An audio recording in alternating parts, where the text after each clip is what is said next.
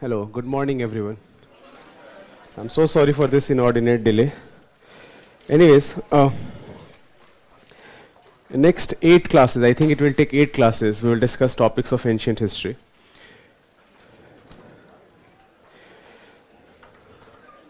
Before I talk about, before I jump into the syllabus, there are some very obvious and basic questions we need to answer.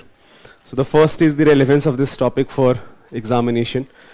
Why do we study ancient or medieval history?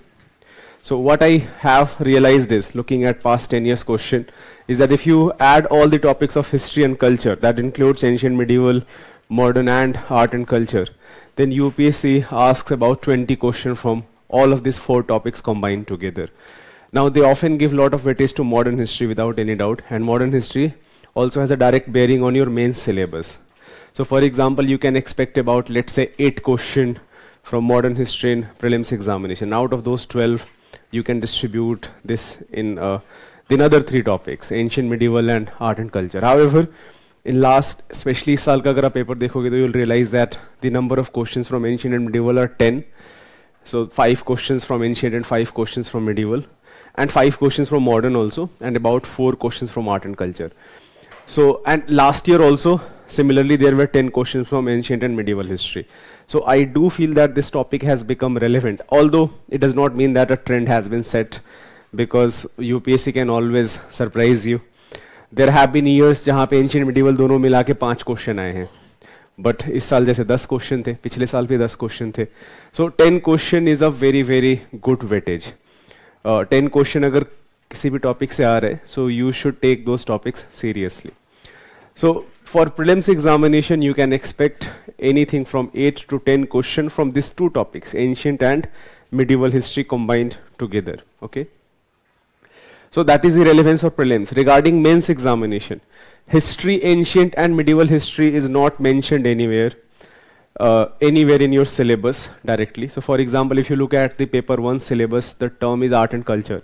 Literature, art and culture, architecture, all of these terms are there, but you do not find questions of history. However, I will show you few of the questions which frankly cannot be categorized as a question of art and culture. There are some questions even in paper 1 that there will be question of history. I will give you few examples here and there. However, that does not happen each and every year. After every alternate year, you can expect a question in paper 1 which will have, like, you do need a good knowledge of history to answer those questions. Right, so for mains, this is not a very, very relevant topic, frankly. However, an understanding of ancient and medieval, of course, is important to know about a lot of things. For example, a lot of what is happening today also. But for prelims examination, it is a very, very important topic. For mains, it is not that much, not exactly how important it is for prelims. So that is the first question, relevance of this topic. The second question is that which sources should you refer to? Now here, and what type of question you can expect from these 2 topics. I'm combining ancient and medieval together here. So I should also tell you that this is perhaps the most difficult topic in UPSC examination, and the reason is very simple, because it is very, very factual. बहुत ही ज़्यादा factual है, and there have been hundreds of books written on ancient and medieval history, and UPSC is not bound to pick, like, for example, stick to any one source. They can pick any source and they can ask any type of question. So that is why this topic is difficult, frankly. Both ancient and medieval history, they are difficult. Because even if you, let's say, for example, I'm going to prescribe you just one textbook, and even if you, let's say, for example, have read everything from that textbook, and if you have gone through everything I'm going to discuss in the classroom notes, even then, it will not be sufficient. And the reason I'm addressing this question is that बहुत बार students का question होता है कि sir ये sufficient होगा क्या? तो मैं अभी बोल देता हूँ sufficient नहीं होगा. So there will be questions, and it's very important that जितना ज़्यादा आप reality से जितना ज़्यादा पास आ जाओ उतना better है आपके लिए. So there are, let's say, for example, my expectation is that if there are 10 questions in prelims examination, I'm very, very sure that at least there will be 2, 3, even 4 questions which you should not even attempt. Well, I'm telling you here and now that do not try to attempt all of the questions of ancient और medieval history, because एक type of question UPSC का आता है, they will ask you, they will give you a term and they will ask you the meaning of that term, and they can pick this term from anywhere, and so not, for example, all the textbook you have referred to. So ideally, if you do not have any information about that term, you cannot like come to any type of if you cannot have any type of reasoning or some logic, do not try to attempt those questions, though there is a very good chance that you will get it wrong. So my expectation will be that out of 10, let's say you attempt 8 questions, you get 6 or 7 correct. That will be very, very good attempt according to me from ancient and medieval history. Okay. So because this is a difficult topic and there are n number of sources you can refer to, UPSC is not bound to pick any source, they can pick कुछ भी उठा सकते हैं, तो उस हिसाब से फिर, but इसका मतलब ये नहीं कि you are also going to read like lot of things, because there is always an input and output game. How much input you are giving to a topic and how much output you are going to get. So for, let's say for example, to attempt 2-3 extra question, you are reading 2-3 books, and even then there is not a guarantee that you are going to get all the answers correct. So that is why it is about input output game. So for example, more focus should be given to those areas where you know that you can attempt more question and where accuracy can also be high. Let's say polity. Polity में आपका accuracy 90% होना चाहिए. ये polity के 15 से 20 question आएंगे, आपको उसमें से अगर मान लो 18 क्वेश्चन आते हैं पॉलिटी के, कम से कम 16 सही हैं, आप 16-17 अटेम्प्ट कर रहे हो, and almost every question is correct, एक दो गलत है. Similarly economy is a section जहां पे बहुत सारे क्वेश्चंस होंगे, अटेम्प्ट भी आप बहुत कर सकते हो, सही भी बहुत होंगे. Environment is a section. So these are the areas for example जहां पे आपको इनपुट ज्यादा देने की जरूरत है. That does not mean I'm teaching this topic and I am speaking against this topic.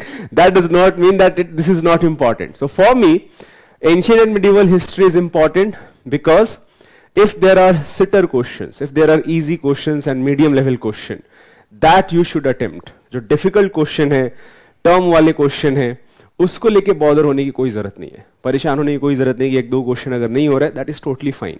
But if there are questions which can be attempted by, let's say for example classroom notes and from reading basic text book, then a person who is going to clear prelims and person who is not, this can be a differentiating factor. So you cannot expect that there are 10 questions from these two topics and you have not attempted a single question or perhaps 1 or 2 questions. You cannot expect that.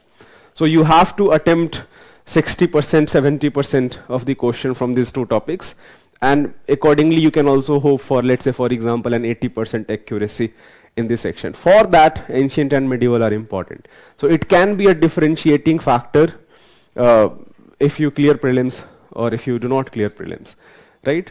So on that note, on that like threatening note, let's start. So third question is that which source you should refer to. There are many textbooks which you can refer to. For example, you can refer to the most important source which I prescribe will be R.A. Sharma, Ancient History by R.A. Sharma. Where is the pencil? Acha, yahan pe, sorry. The most important source will be Ancient History by R.A. Sharma.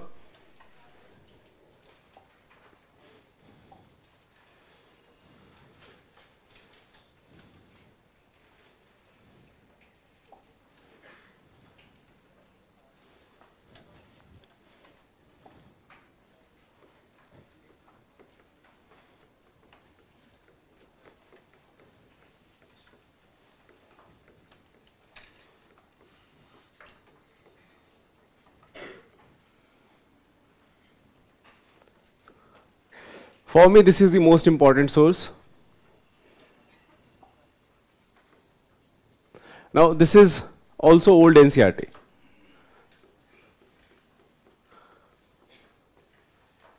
ये old NCERT जो है, you can either buy this as an old NCERT, which is fine, or you can also buy this as Oxford publisher has published the same book, and it is available by the name Ancient History by R.A. Sharma. There is no difference per se. Both are exactly same book. So you can either buy old NCERT or you can buy this. Anyways, the second question the second source which you should refer to, if you, let's say for example, and the reason I'm mentioning this book is because it is comprehensive book, it has a lot of content, and at the same time, well, it's not going to take a lot of your time. It is, for example, what I have realized in last 2-3 years is that one source has become very, very important for UPSC, and still I'm not mentioning that source. However, it can be an optional reading. Few chapters can be an optional reading, and that source is, the name of the book is Ancient and Early Medieval India by Upinder Singh. So if somebody, let's say for example, किसी का अगर history optional है तो mandatory book है. But if so there is a textbook available in the market. आप जाना कभी book shop पे बस book उठा के देख लेना. You do not have to buy it. The name of the book is Ancient and Early Medieval India by Upinder Singh. Upinder Singh herself is a great historian. She is also daughter of our former Prime Minister Dr. Manmohan Singh. So, and she is a very celebrated historian for ancient and early medieval India. She taught in Delhi University and very popular for many of the textbook. One of them is Ancient and Early Medieval India.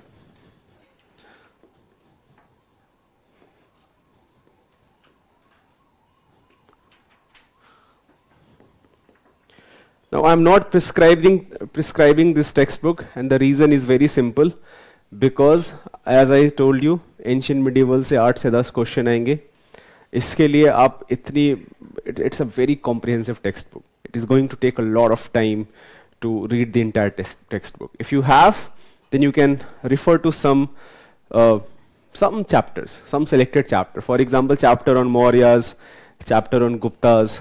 Similarly, development which occurred from about 200 BC to 200 AD. So these are 3 chapters you can go and read, but even if you do not, that is totally fine. So you do not have to, but this textbook has become important because a lot of questions are being asked from this textbook. However, that does not mean that a trend has been set up. They can always change the textbook, they can always pick some other textbook and ask questions from there also. So these are, ये जो source है comprehensive है, बहुत ज़्यादा time नहीं लेगा. ये कुछ ज़्यादा कॉम्प्रिहेंसिव है, काफ़ी सारा टाइम लेगा, इसीलिए मैंने आपको नहीं बोला है. But if you do not have lot of time, then you can go and refer to also old NCERT of class 6th.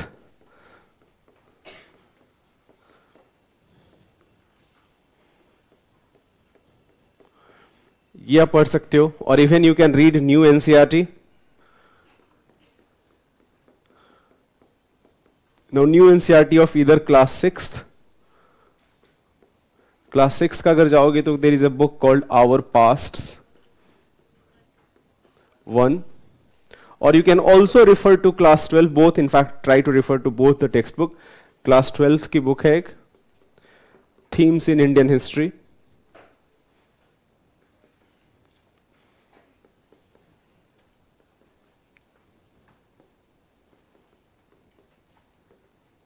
One. Our Past 1, that will talk about ancient history. Themes in Indian History 1 will talk about ancient history. Both of them are very well written books. Especially I am a huge fan of new NCERTs. They are very well written book, but they are not comprehensive. So for a basic awareness about this topic, I think these are very good sources, but do not expect it to be comprehensive, right? So that is why these are not, these textbooks are not the exactly textbook I am prescribed. But a more comprehensive than these 2 textbooks from old NCERT and new NCERT can be even Tamil Nadu textbook.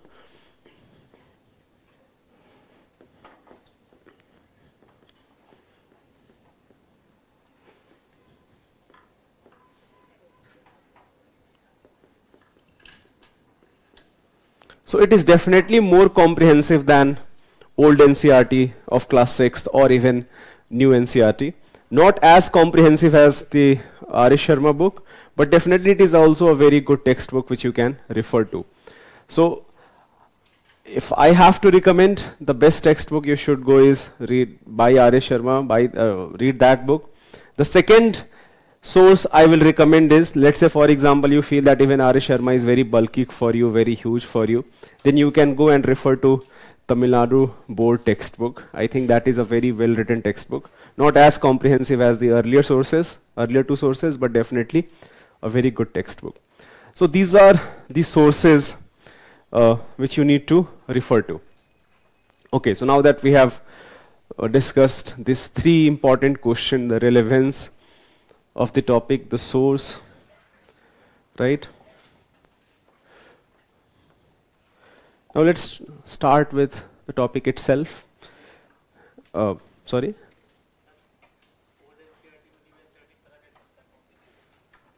Market में जाओगे मिल जाएगा. So he's asking that how do you differentiate. New NCERT का app भी available है. So if you go and install ePathshala app, you will find New NCERT के सारे textbook का PDF format में ऐसे भी मिल जाएगा. वो आपको old NCERT का नहीं मिलेगा.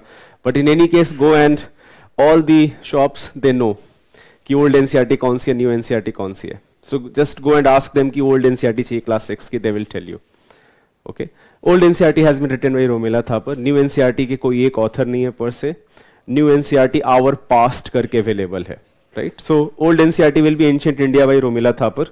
New NCERT will be our past one, and वो this is very easily available. एक और जो differentiator है, old NCERT का printing बहुत खराब है, new NCERT का printing better है. So if you want a differentiator. So anyways, let's start the topic. So before I do feel that a good way of studying history is always try to study history in terms of themes, like which are the important themes which we are going to discuss. I picked this idea from New NCERT itself because if you go to class 12 textbook, the name is Themes in Indian History. So all the themes I'm going to discuss in ancient history classes.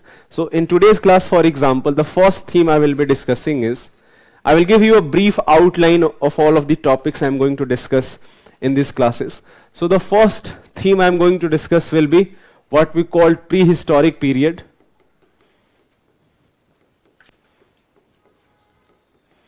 Now prehistoric period will include the Stone Ages where writing was not there, proper well-established cities are definitely not there. In later part of prehistoric period you have some early village settlements, right? So for example it can be divided into Paleolithic, Mesolithic and Neolithic, and I will discuss the meaning of all these terms, Paleolithic, Mesolithic or Neolithic, but this is the first period. The second theme I am going to discuss here is, and perhaps यहाँ से सबसे important आपका जो syllabus है शुरू होता है, that is I am going to discuss about Indus Valley Civilization or also known as Harappan Civilization. So these two topics I am going to discuss in today's class.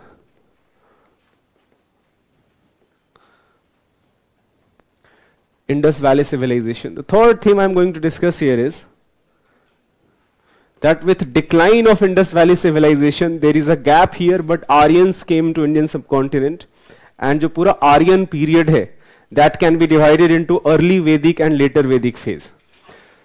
So, and by the way, before I talk about next themes, there are some like very basic concepts which you should be clear about. Two concepts. First, how do we divide ancient, medieval and modern? Anyone who has like a answer to this question? How do we come to this term ancient, medieval or modern history?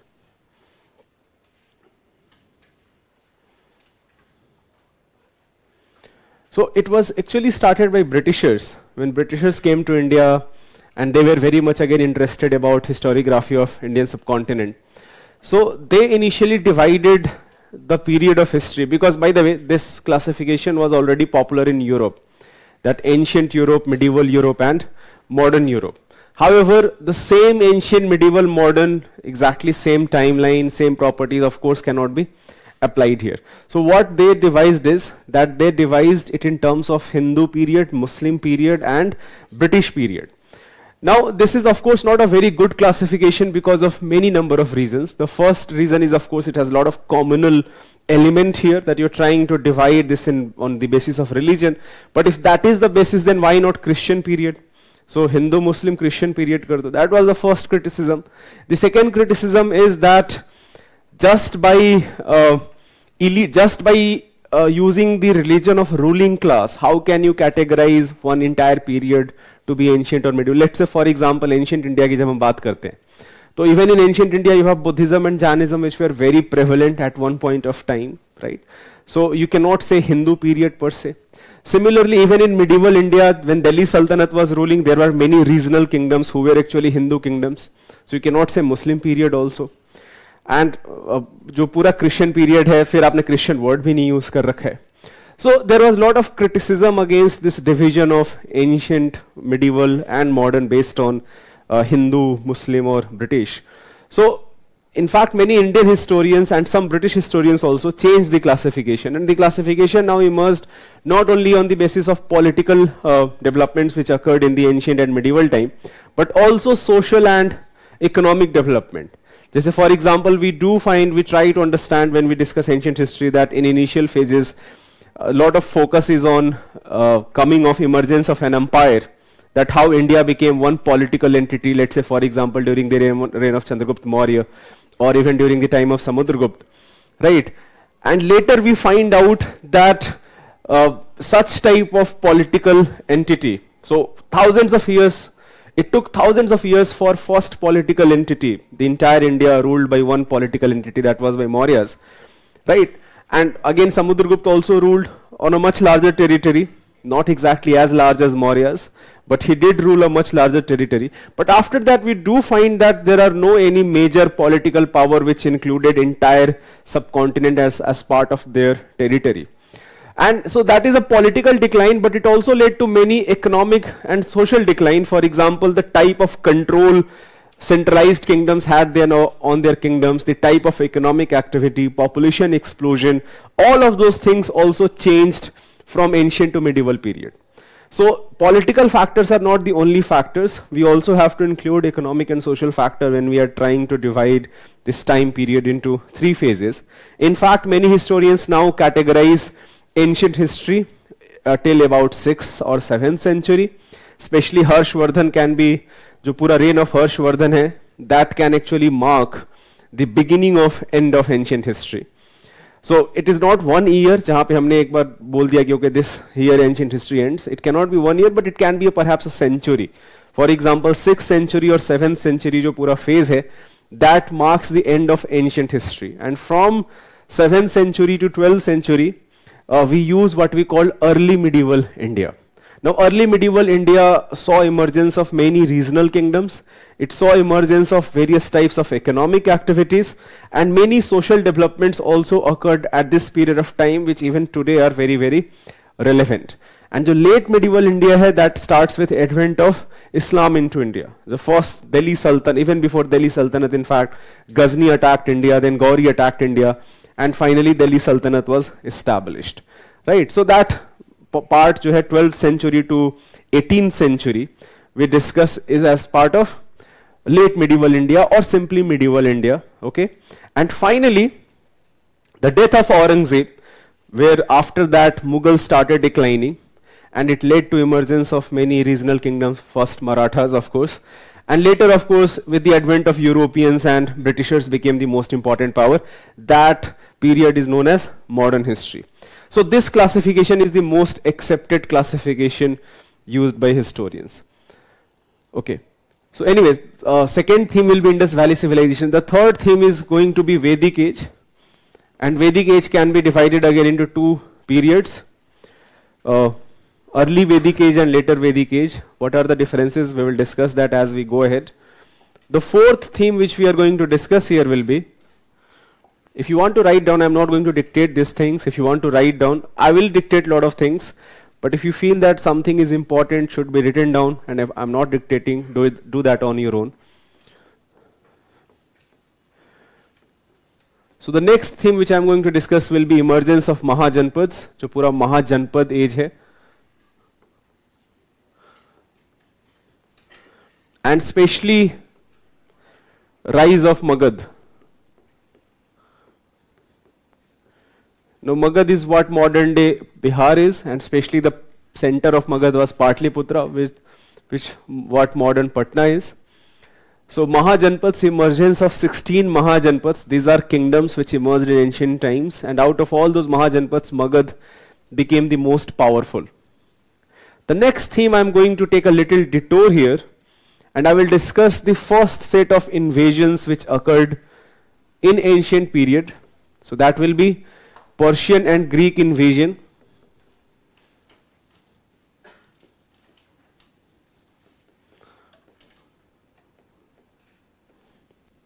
Anyone has seen the movie 300? So you remember Xerxes जो पूरा है when he goes and attack Greeks.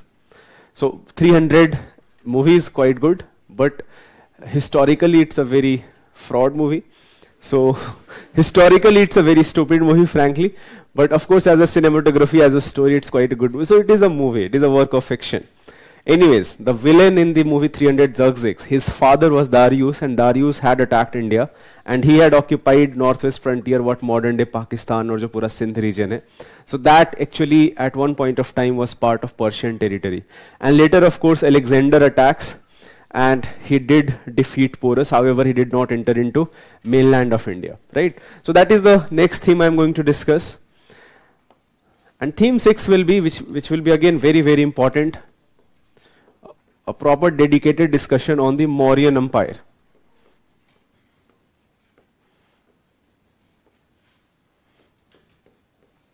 So Mauryan Empire starts with Chandragupta Maurya, and first three rulers are the most important one, जहाँ पे हम बहुत ज़्यादा focus करेंगे. Chandragupta Maurya, Bindusar and Ashok, especially Ashokan inscription and the entire idea of Ashoka's Dhamma. We are going to have a lot of discussion surrounding that. But after Ashoka, Mauryan Empire declines, and the last ruler, his name was Brihadrath. He died in 187 BC. He was assassinated, in fact, by his commander Pushyamitra Shunga in 187 BC. So Mauryan Empire is a very, very important theme from ancient history, jahan pe I think we are going to have a dedicated one class or perhaps even 1.5 class on this topic.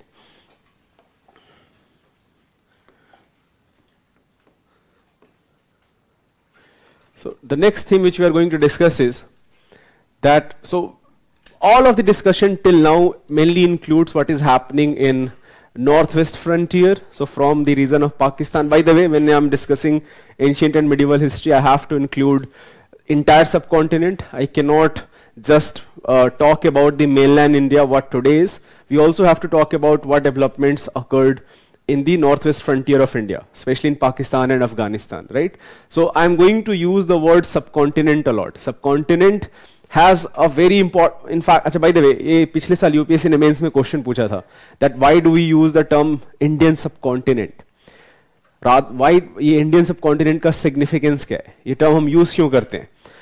तो एक part जो उसका सबसे significant part of, bye the way this was a question of geography, so the सबसे important जो factor उसका होगा वो ज्योग्राफिकल फैक्टर्स होंगे, Himalaya, Indian ocean, right? So you have to talk about the geographical features, but you also ideally should discuss other factors, let's say historical factors, cultural factors. ये factors भी बहुत important हैं, that why do we use the term subcontinent for this entire reason. So anyways, after Mauryan Empire, we are going to take a, we are going to in fact discuss more invasions, so more foreign invasions.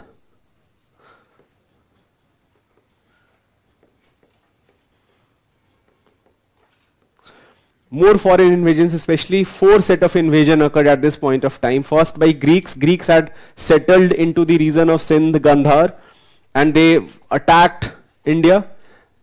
So invasion by Greeks, by Shakas, by Parthians, and finally invasion by Kushans. And I will also tell you time period, that if I'm talking about all of these things, what is more or less the time period I'm talking about. Just for example, let's start here. When I'm talking about prehistoric period, that actually includes the largest time period, but I'm going to not spend a lot of time here. But it does include as early as 500,000 years ago, or even 1 million years ago, till, let's say for example, about 3000 BC. So the largest of human history actually belongs to prehistoric period. Indus Valley civilization का जो time period है, that will be about 2600 BC to 1300 BC. जो Vedic age का time period है, that will be about from 1500 BC to 600 BC. Mahajanpad's rise of Magad from 600 to 300 BC. Persian Greek invasion, again it started in 5th century BC, it went on till 3rd century BC, so there is a overlap here. Mahajanpad rise of Magad and Persian Greek invasion, it same time period में हुए. Mauryan Empire from 3rd century BC, so in fact from about 321 1 or 324 BC till 187 BC. Right? So a huge period of about 200 years that we are going to discuss in Mauryan Empire. Foreign invasions, now this is the time where we are going to enter into Christian era. जो common era जो हम use करते हैं. So from BC, before Christ, we are going to enter into common era or Christian era. That will include from BC we are going to shift to AD. So all of this development invasion by Greek, Shakas, Parthians, Kushans that happened from about 2nd century BC to 2nd century AD or even 3rd century AD. Now theme 8 we are going to take a detour here. We are going to shift our focus to what is happening in Deccan region and to what is happening in southern part of the Indian subcontinent. So in Deccan region, a very important empire emerged with the decline of Magad, its Satvahan Empire.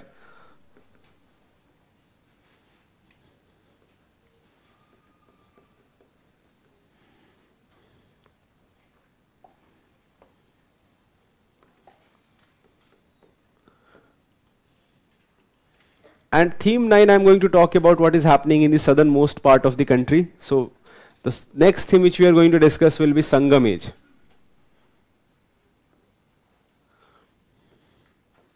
Now Sangam Age talks about development which happened in the region of Tamil Nadu and Kerala.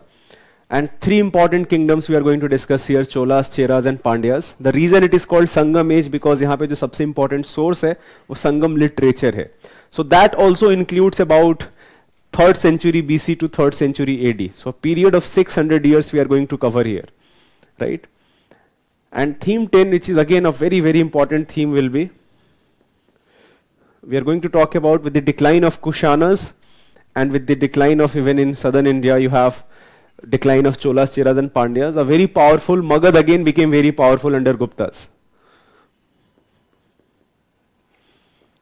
So we'll talk about Gupta Empire, again a proper dedicated class on this topic. And with decline of Guptas, you have emergence of many regional kingdoms, and all those regional kingdoms at one point of time, especially northern part, they were consolidated by Harshvardhan. So that will be the next theme.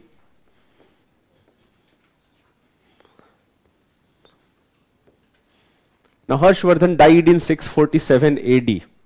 Right, so I'm talking about 7th century here. And in fact, death of Harshvardhan, in fact, entire 7th century is a transition period from ancient to early medieval India for historians because of not only political fragmentation but lot of also social and economic development.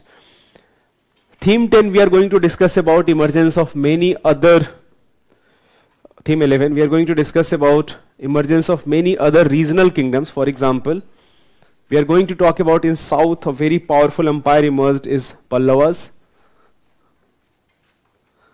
And contemporary to Pallavas are Chalukyas.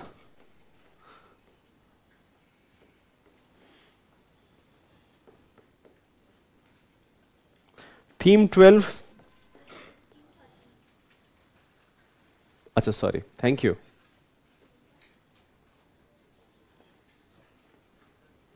So next theme which we are going to discuss will be what we called Kannauj triangle or tripartite struggle.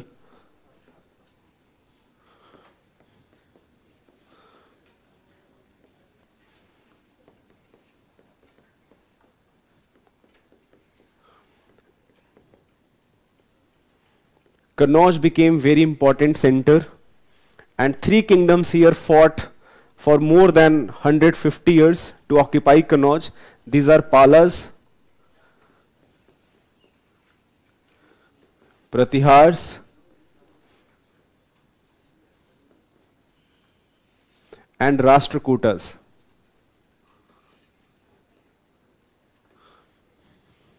And last theme I am going to discuss will be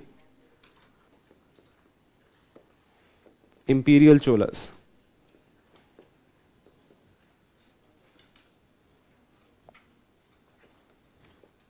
These are all of the topics we are going to discuss. So even though it does actually tells you just ancient history, but I'm also going to include topics of early medieval India as part of these classes. So these are all of the topics I will repeat. I will start from prehistoric period, Indus Valley civilization, Vedic age, Mahajanpad, rise of Mughal, Persian Greek invasion, Mauryan Empire, more foreign invasion, Satvahan, Sangam age, Guptas, Harshvardhan, Pallavas, Chalukyas, tripartite struggle, and finally imperial Cholas. All of the topics we are going to discuss in next 8 classes. Okay, so there is a question by Sundaram that what about Buddhism and Jainism? So lot of themes, lot of topics from ancient and medieval India. I'm not going to discuss as a topic of history because it will be discussed dedicatedly in culture. So I will definitely talk about the age when Buddhism and Jainism did develop, why did it develop, why did it decline also. I'm definitely going to discuss all of those things, but a proper development of religion, that will be discussed as a topic of art and culture. Similarly, जो cultural history है, so cultural history also I'm not going to discuss here. Third topic which I'm not going to discuss here is the literary development. Now literary development I will use as long as it is an important source of history. So I will discuss about all the important literary sources which are important work of history, okay? But I'm not going to talk about literary development per se. So these 3 topics, religious development, literary developments, and cultural developments. Cultural development basically means architecture, music, dance, and even other art forms. All of those topics will be discussed in art and culture classes, okay? So that there is no overlap among topics. Is that clear? Right?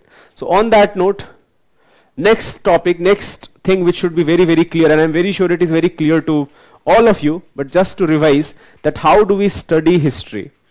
So for history we require sources. For example, history as a word basically means everything which has happened in the past, right?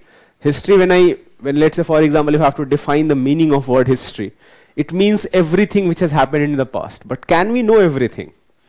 The answer is we cannot know everything, okay? We have to rely on sources. If we are trying to reconstruct that whatever has happened in the past, what are the ways to reconstruct that past, okay? So that is a very, very important topic which you should understand. I'm very sure you already have a lot of understanding.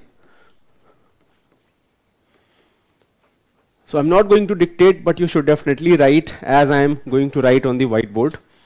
So sources of history क्या क्या होंगे? What are the major sources of history which we should be aware about? Now historians mainly rely on written work. जहाँ पे भी written work available है, that is the most important source. But they do not trust on written record as it is mentioned there. They will try to match those written records from other written records.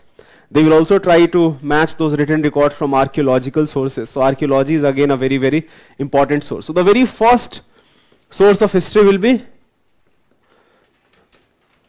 written work. Now in the context of ancient India, अच्छा by the way, जहाँ पे भी written work available नहीं है, wherever you do not have any written work, we use the term prehistory. So the very first thing I discussed is prehistory.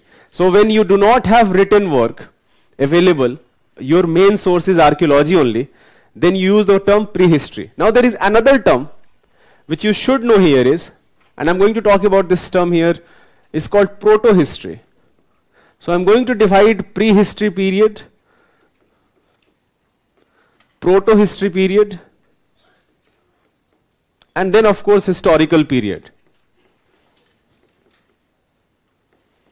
So when you use the word historical period, it simply means जहाँ पे हमारे पास written records हैं, and those written records have survived, and these written records are useful to reconstruct the history. Prehistory basically means that you do not have written records. But proto-history is a term, it can mean different things. For example, it can mean that mention about a certain set of people, they did not write themselves, but they are being mentioned in other sources. Just a very good example can be that Greeks were attacked by many tribes of which roamed around in Central Asia. And these tribes did not write their own history, but that history is actually recorded in Greek accounts. So that is a type of proto-history, that they did not know, they did not write on themselves, but their record is mentioned in some other sources. But in India, it has a very specific meaning. In India, we do not use this definition. In India, the proto-history period hai, we use it for Indus Valley civilization. And the reason is very simple, that people of Indus Valley knew how to write. The only thing is that we have not deciphered it. We still do not know that what exactly did they write. So we have not been able to decipher their script. And because if we have not been able to decipher this script, we have no idea what exactly did they write. So the most important source to know about Indus Valley civilization is archaeological sources, not written records, because written records we have not deciphered. Hence the term proto-history is used in the Indian context for Indus Valley civilization. Is that clear? Right? So we have written works, we have written records, but we still have not deciphered the script, what exactly did they write. And archaeology becomes the most important source here. So hence the term proto-history. And wherever you have written work and you have deciphered it, that is what historical period is all about. So written work can be divided into many categories. I should also tell you that, can anyone tell me कि जिस तरीके से हम history पढ़ते हैं, which is the first textbook from India which can actually be considered as a work of history? Exactly, that is the best. So Raj Tarangani, written by Kalhan, which talks about the political development of Kashmir, and that book was written in 11th century. Now before 11th century, any textbook which talks about, let's say for example, different kings, it cannot be considered as a work of history. So this should be very clear that I'm going to mention lot of written records here. So written records here, written works here. Written works here mean that historians use them as a source of history. That does not mean that they themselves are a work of history. There should be, this differentiation should be very clear. So for example, the very first written work here is lot of religious work, lot of religious literature which developed during this period of time. The most important will be Vedas. Now I'm going to talk about Vedas in little detail जब हम Vedic age पढ़ेंगे. Now there are 4 Vedas, Rig Veda, Yajur Veda, Sam Veda and Atharva Veda, and what this Vedic literature comprises of. So for example, this is a religious literature without any doubt, but at the same time it does talk about various types of tribes. It does talk about important wars. It does talk about the geography of region. For example, it talks about rivers, it talks about mountains, it talks about religious practices, right? It talks about position of women in the society. So all of these can be a very good work, very good source to know about the social, political or even economic development in a particular setup. So even though it is not a work of history, the written record in Vedas is useful to reconstruct ancient history. So Vedas are very important. Similarly, you also have many epics. For example, 2 most famous epics are Ramayana and Mahabharata.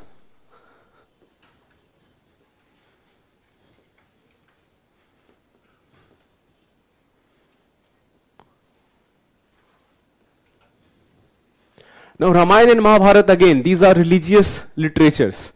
They are not work of history per se. But for example, the places which are mentioned in Ramayana and Mahabharata, the kings and the kingdoms which are mentioned in Ramayana and Mahabharata, the tribes which are mentioned in Ramayana and Mahabharata, they have a historical basis. We do know that, in fact, many of those places even today are known by the same name. A lot of times names have changed, but a lot of times even names have remained the same. So epics, and again Ramayana and Mahabharata, जो सबसे initial Ramayan है, that was compiled by Valmiki. Exactly dating will be very difficult.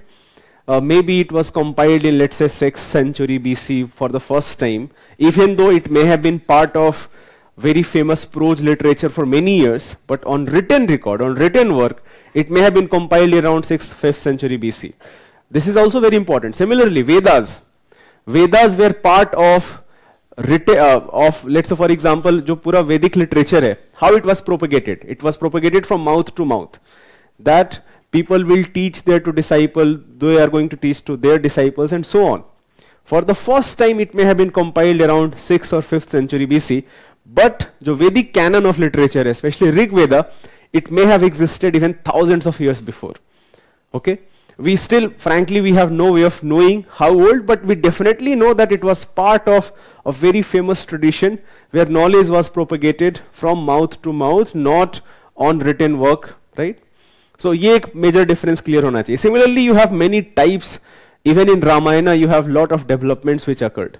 Similarly, in Mahabharata, which initially is attributed to Vedavyas, but lot of development occurred in later period of time.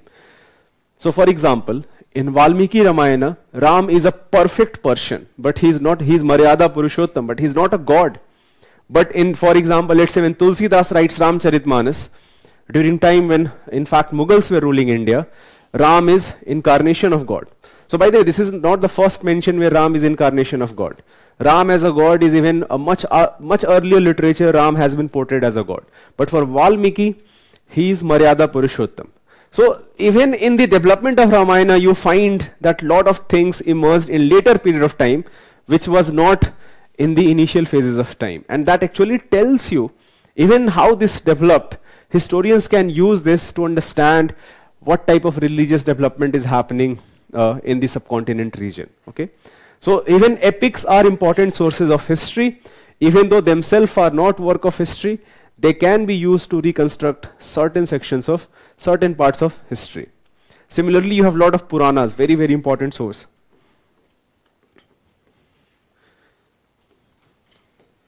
Puranas are very important source. So these are religious work, but even within religion you have lot of secular works. Secular works, for example, they do not exactly talk about gods and rituals, but for example, a very famous secular work which can be used to understand about ancient history is Dharma Shastras. Now Dharma Shastras are a book about, let's say, for example, the duty of different type of people. अच्छा, by the way, ये भी एक बहुत चीज clear होना चाहिए. The term dharma and religion are not exactly same. The religion जो हम modern context में use करते हैं, that a person is identified by their religious beliefs, it is very, very different from how the term dharma was used in ancient India. So dharma has much more moralistic orientation rather than a religious orientation. Dharma basically means that good behavior or moral behavior, right? What should constitute of good behavior?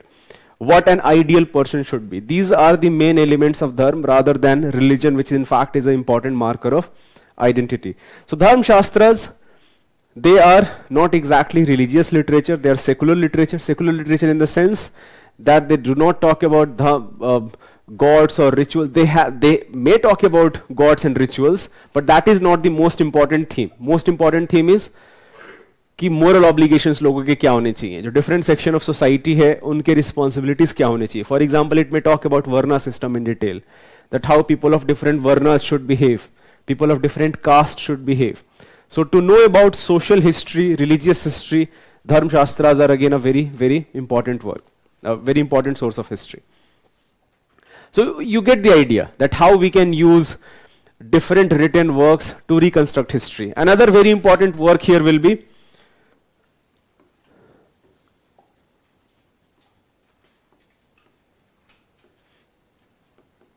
Buddhist and Jain literature. I will again talk about the historical context in which Buddhism and Jainism emerged, but Buddhist and Jain literature is very useful to reconstruct ancient history. Because Buddhist and Jain literature in fact will be, a lot of times it will depart from जो earlier religious texts हैं, जैसे पुराणास हो गए या वेदास हो गए.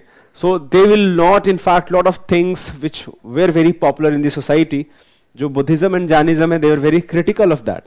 So you do find an alternate perspective to understand history. So even Buddhist and Jain literature are very useful. Similarly, many regional languages, for example, apart from Sanskrit, acha, by the way, another very important source will be Sangam age, Sangam literature.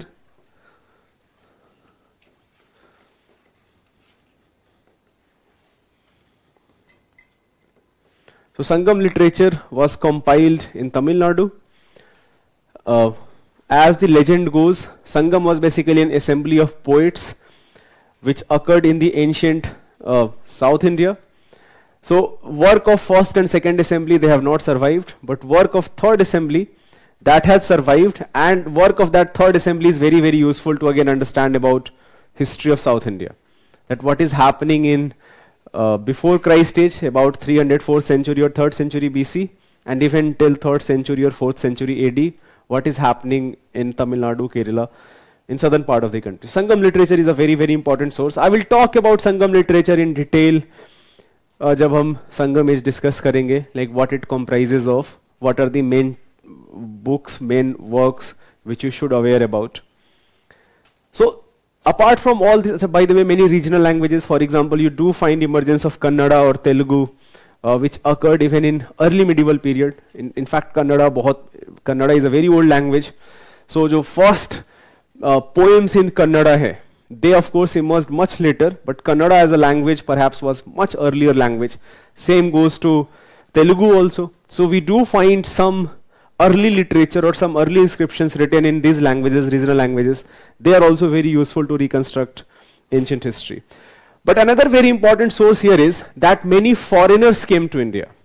And account of foreigners are a very, very useful source of history. And the reason is that foreigners will not just write about kings or political developments. They will also talk about what type of society is. Like what are people eating, what are they wearing. If they find something interesting, they are going to describe it. So for example, many foreigners who came to India, they were very mesmerized by elephants, that elephants have been domesticated. And many foreigners write about elephants. Similarly, they are mesmerized by a lot of spices which were available in India. Lot of things, for example, pan was very popular for many foreign travelers. That something like pan exists into India. So account of foreign travelers is again a very, very important source.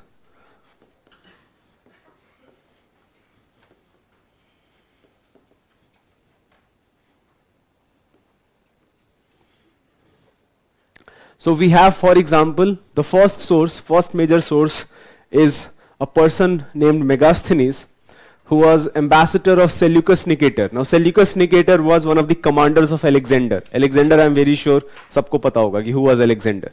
So one of the commander of Alexander was Seleucus Nicator, who had settled in the northwest frontier, in the region of Pakistan, Afghanistan. And Seleucus had attacked Patliputra, but he was defeated, and he was forced into a peace treaty, and one of the ambassadors of Seleucus Nicator was placed in the court of Chandragupta Maurya.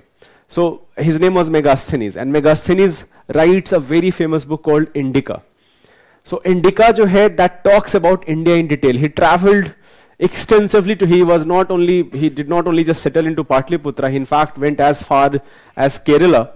So he traveled to the entire country and wrote about India in detail in his account Indica, right? So that is a very important source. Similarly, you have many other travelers like Fahian or Xuanzang who came to, Fahian came during time of Chandragupta II, Xuanzang came when Harshvardhan was ruling, right?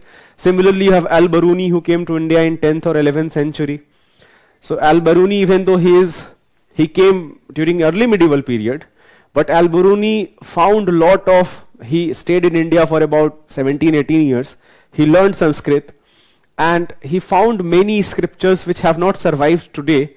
But Al-Biruni found those scriptures, and based on that, he mentions all of these scriptures and about India in detail in his account.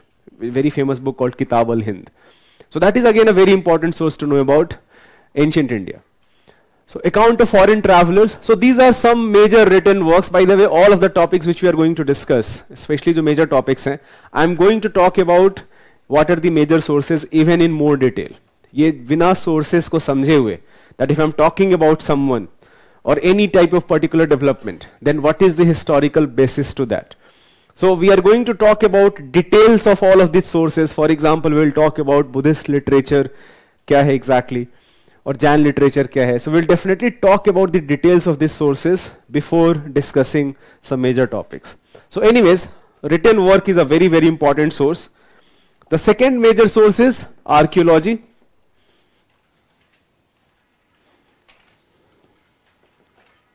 Now archaeology is very, very useful to understand the material culture of any society, but it of course cannot tell you about the political development. It also cannot tell you, it cannot also answer a lot of questions which we often ask in history. For example, why something declined or why something emerged. ये सारे questions के answer आपको नहीं मिलेंगे.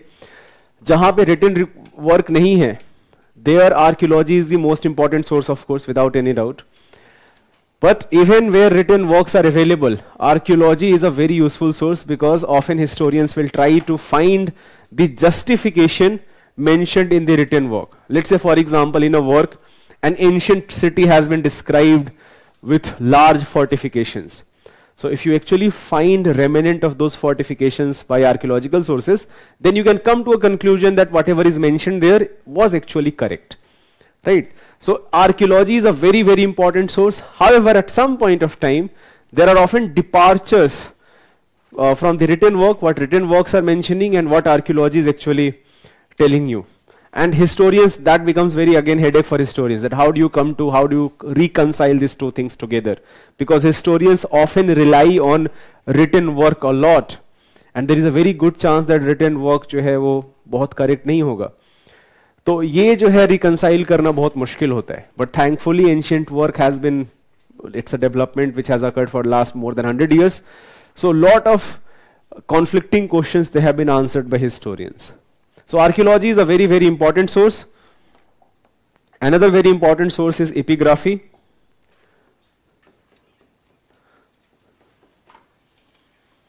Now epigraphy basically means to understand about ancient inscriptions. Lot of kings often, their achievements, they often inscribed those things on stone pillars, on caves or on pillars. So for example, understanding about what exactly did they write. So it will include a lot of things. It include archaeology also. For example, a lot of times you do need to dig things. It also includes linguistics. Linguistics basically means is to understand about languages. Now language basically include two things. This is very important. Often students get confused. Language has always been there. Human beings have always known how to speak, but how to write, that is entirely a different thing. So for example, I can speak in a language, but I can write that language into various types.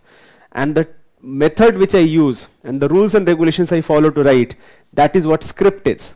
So when I'm saying script and when I'm saying language, these are two different things. So for example, I can write Sanskrit either in Roman script, in Devanagari also, and in past, to write Sanskrit, people used Brahmi. Right? So script and language, these are two different things.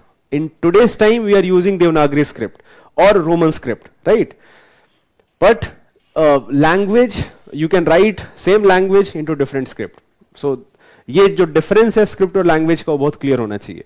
So epigraphy does include, you have to decipher ancient inscriptions. So it does include a lot of things, some elements of archaeology, some element of linguistic, combine all of them. Some, in fact, it is also a type of written work, right? Even though it is not available on a book, but it is a type of written work also. So it does include a lot of things together. Another very important source is numismatics. What is numismatics? Study of coins. Now numismatics is very, very useful to understand the economic history. So for example, कोई prosperous kingdom अगर होगा तो वहाँ पे जो coins होंगे, बहुत ज़्यादा coins हमको मिलेंगे. Depending upon how pure those coins are. For example, we find that during Kushana period जो gold है, वो सबसे pure gold था. सबसे best gold जो मिलता है from anywhere, that was found during Kushana period. Right? जैसे I will give you a very interesting anecdote here, that you do know Tanishq as a brand. Now the reason Tanishq is because the greatest Kushana king was Kanishk, and because Kanishk used the best quality of gold, so that actually gives you the name Tanishq. T is Tata basically, so it is a product of Tata. So Kushanas, and by the way, even Kushanas, even though they had the best quality of gold, more number of gold were issued by Gupta Empire. So we can conclude that it was a very prosperous empire. So it is very important to understand the economic status of one particular kingdom or one particular region. But it can also tell you about the trade relationship. For example, if you find, let's say, Roman coins into India, what does it tell you? That there is some sort of trade relationship which existed in ancient period, right? At some cases, it can also be useful to know about the political history. Now, this is also interesting. Coins आपको political history कैसे बताएंगे? तो क्या होता था कि lot of times when one king was defeated, their coins were captured, and often kings used coins with their some marker, कोई उनका अपना एक मार्कर होगा, अपना कुछ उनका एक सिंबल होगा, कोई रॉयल सिंबल होगा, जैसे किंग का इमेज ही हो गया मान लो. So often a king who has been defeated, and if those coins are captured by the victorious king, then it was often restruck that he is going to use his own mark, his own significance, and now they were issued. And that leaves a trace. जो older mark है versus newer mark है, that leaves a trace. So this restrucking of coin is useful sometimes to understand the political development in subcontinent region. So at least at few cases it does talk about, it does tell you about the political development also, and I will give you those examples. But even though very, very useful for economic history, trade relationship, prosperity, it can be useful also for political development. And last but not the least, especially for ancient India, or in fact for ancient world, a new source which has emerged in last decade. In fact, you are not going to find about this source in R.S. Sharma or even in Upinder Singh, but it has emerged as a very, very important source, which is called population genetics.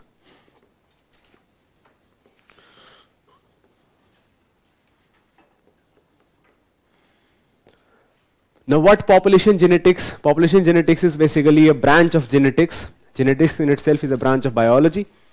The goal of population genetics is to understand how one population, one group of population are connected with each other, and also how one group of population is connected to another group of population. So it is very useful to understand the ancestry. Just for example, many questions have been very debatable in India. Just where did peoples of Harappa come from? Or did Aryans originate in India, or they came from outside? So there was a very famous theory, which in fact I'm going to discuss this, that how this became a very politically contentious theory, that Aryan invaded India. Now this theory has been rejected by modern historians, that there was no invasion. But even today there is a debate that did they migrate or did they originate in India? Right? So population genetics tells you that migration has a much higher percentage, that they may have migrated from Central Asian steppe region to India.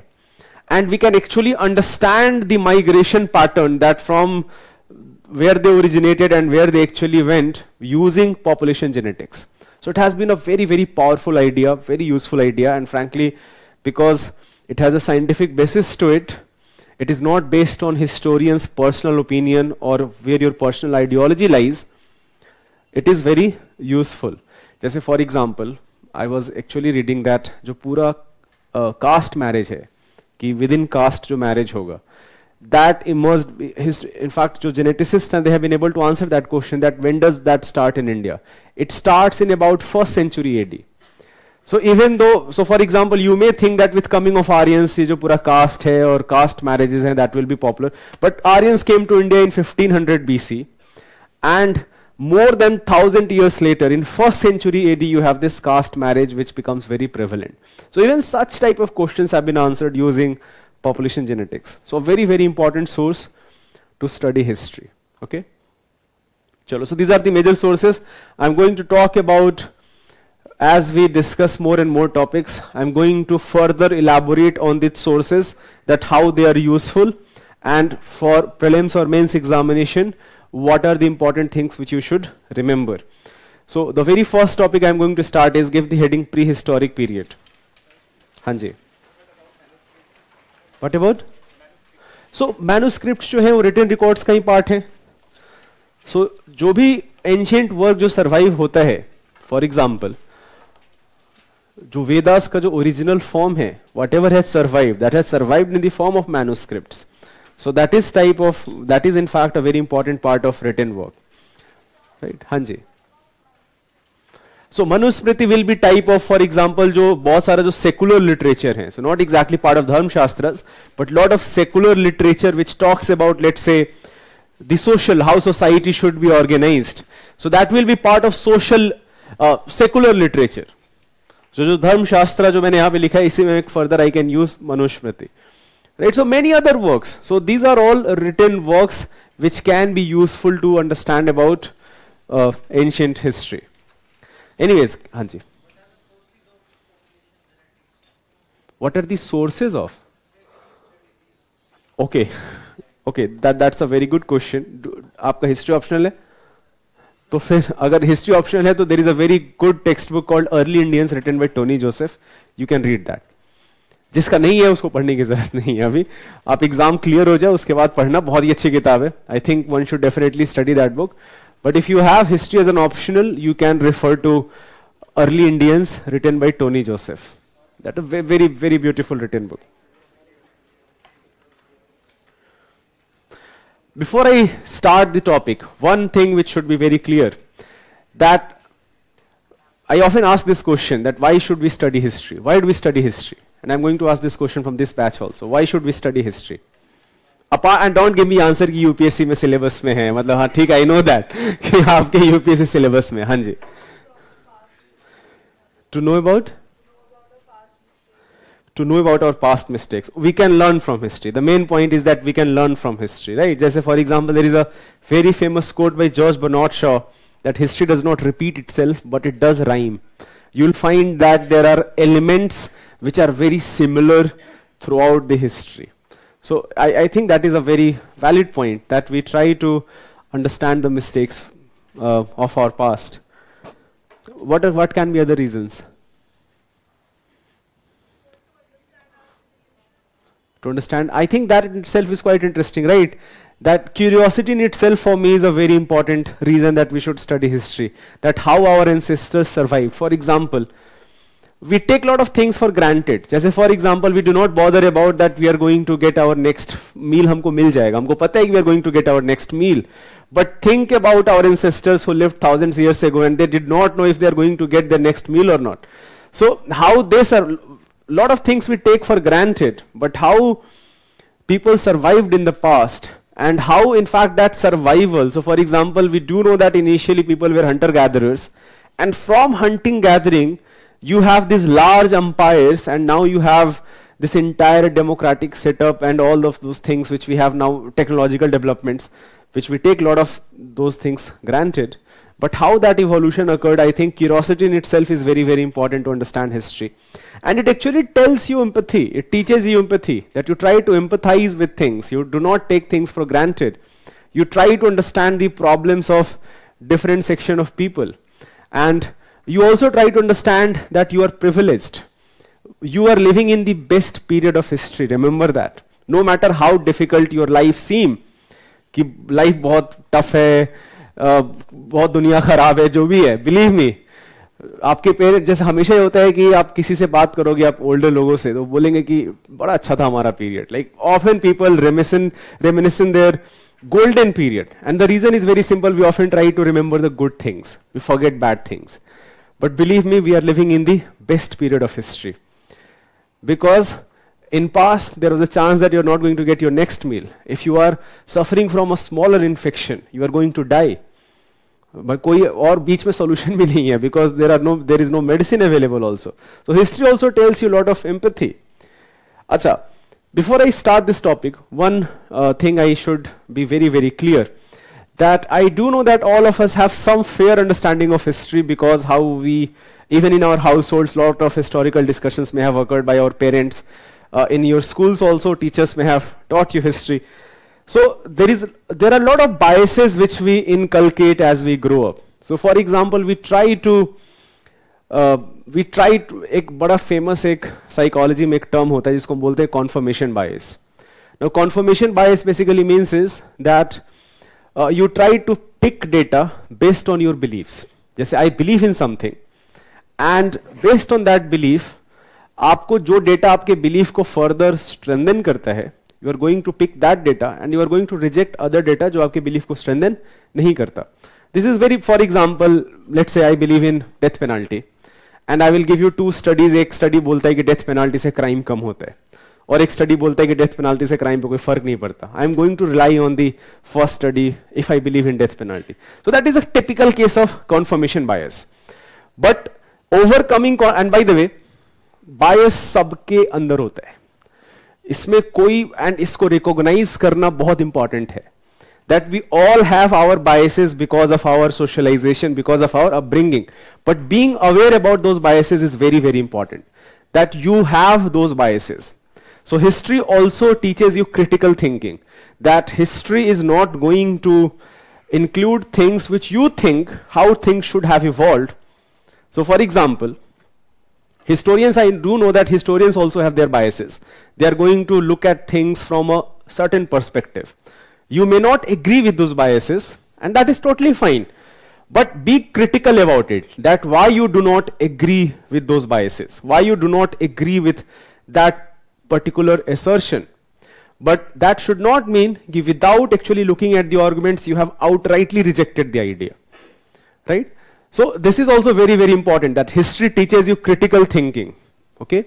And it may, in fact, from time to time, it can lead to some sort of cognitive dissonance. That is, I'm going to say a few things which may not align with your whatever beliefs. Please, apne phone ko silent karke rakh lo.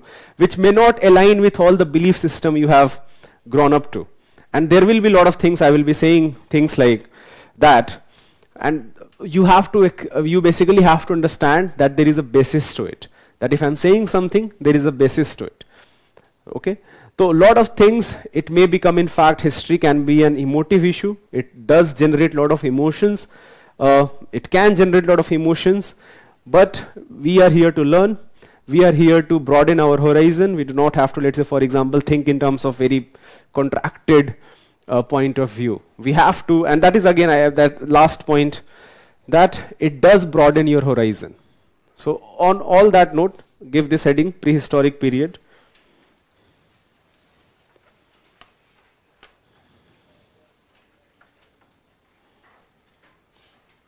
Prehistoric period. Okay, so in prehistoric period, the key idea of prehistoric period is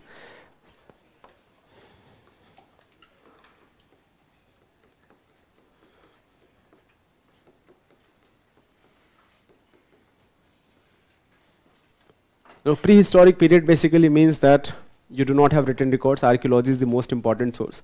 And identifying how humans evolved in prehistoric period is a very, very challenging task.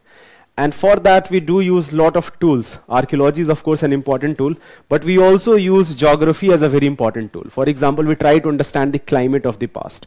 We try to understand how rivers may have changed their course from time to time, and how that changing of river course may have impacted evolution of human beings. How changing of climate may have impacted evolution of human beings. So we try to inculcate geological data, climatic data, and even genetics data to understand about past, right? So for example, जो पूरा prehistoric period है, it can be divided mainly into 3 categories. And prehistoric period mainly is classified on the basis of 3 criteria. First, which geological period you are talking about. Second, what is your, what type of tools you are using. So for example, people are hunter and gatherers. Most of the time they are hunting animals and they are gathering stuff. Or they are gathering fruits and vegetables also, which is found in the wild, right? And third is, what is their subsistence basis? Subsistence basis means that how they are surviving. So there is a term I'm using here, subsistence. Subsistence simply means that आपका जो survival है वो किस चीज पे dependent है. So based on these 3 criterias, you can divide prehistoric period into 3 ages. The first is called Paleolithic age, the second is called Mesolithic age, and the third is called Neolithic age.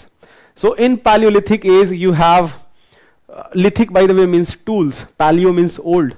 Okay, so we are talking about stone tools as they were present. For example, our ancestors may have found tools lying here and there. They may have used those tools to kill animals, but those tools were not sharpened enough. They were in a very rough shape as they found. They did not do any invention.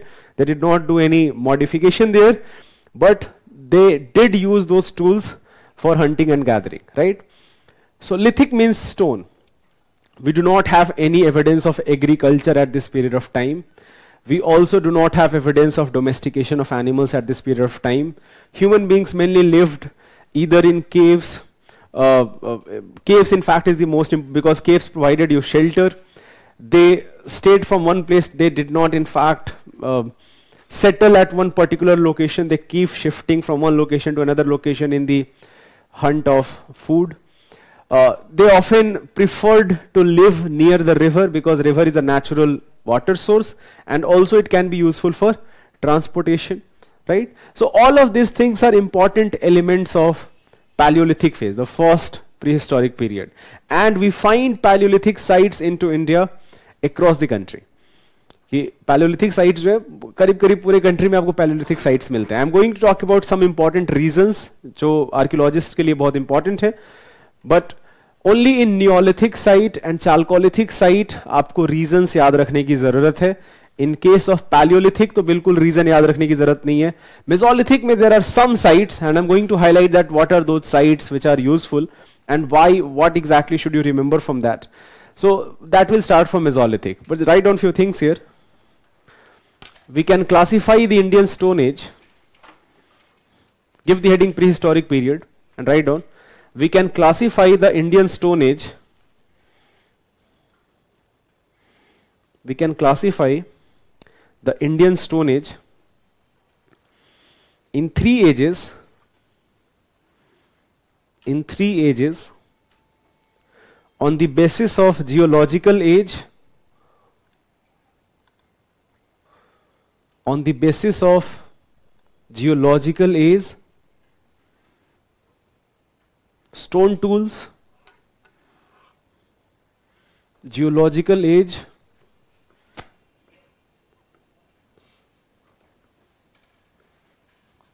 stone tools, and subsistence basis.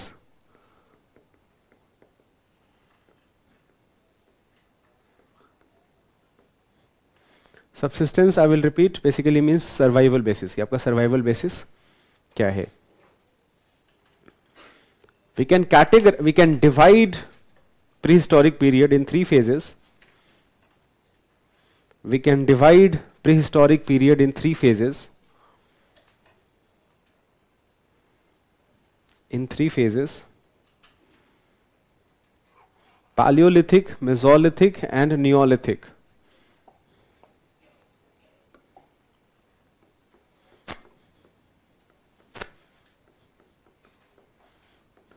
Paleolithic, Mesolithic,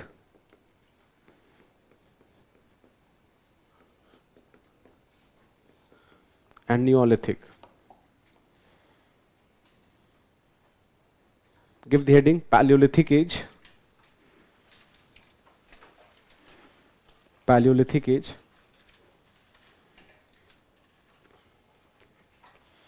It can be further divided into. It can be further divided into.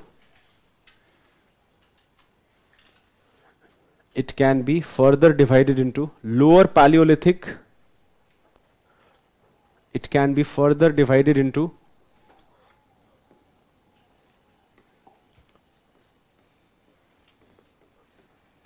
Lower Paleolithic. You can mention the timeline also.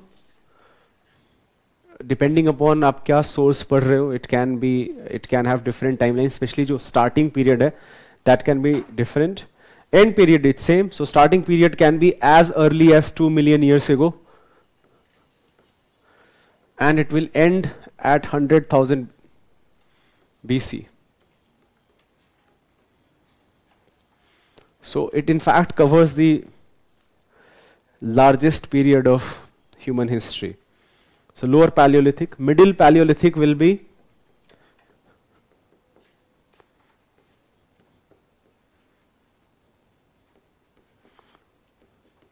from about 100,000 to 40,000 BC. And Upper Paleolithic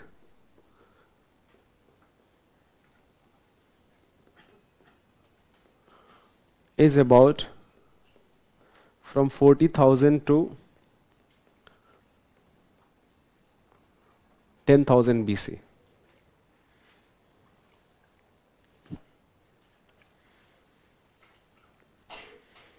Write down here. Early life started, next bullet point. Early life started at the foothills of mountains early life started at the foothills of mountains where the river was narrow, where the river was narrow and was easy to cross compared to plains, was easy to cross compared to plains.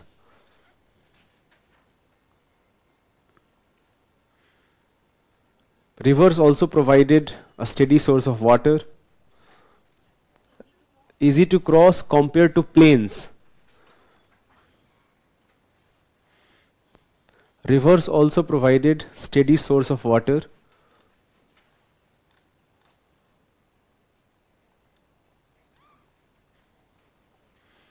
steady source of water. Caves were, next bullet point, caves were the natural places for residence. Caves were the natural places for residence.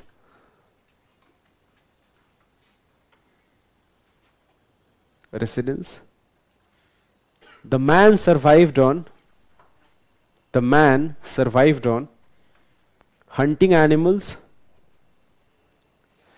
The man survived on hunting animals and gathering food.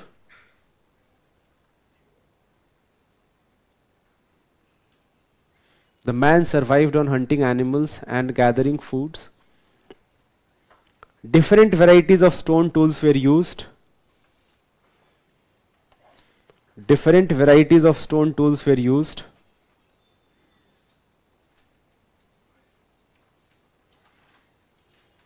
Which became smaller and refined with time. Which became smaller and refined with time.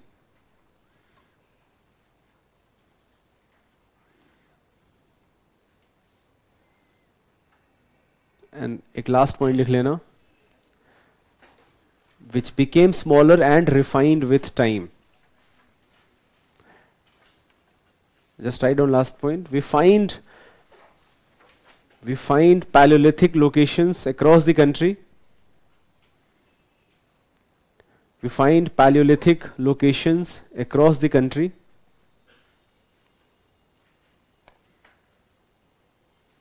For example,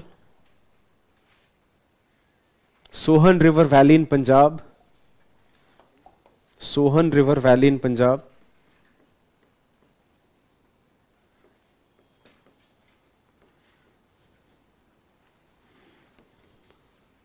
Next, comma. Leader River Valley in Kashmir.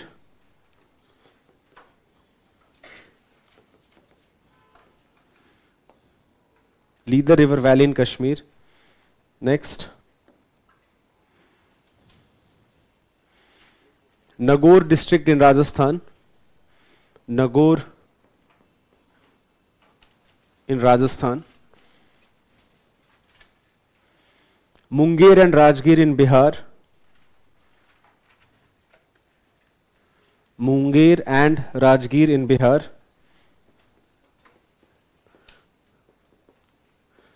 Bhimbetka.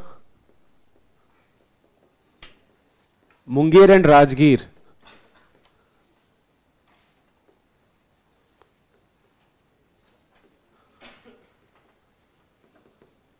In Bihar. Bhimbetka in Madhya Pradesh. Now Bhimbetka is a very very important site. एक site जो पता होना चाहिए. We find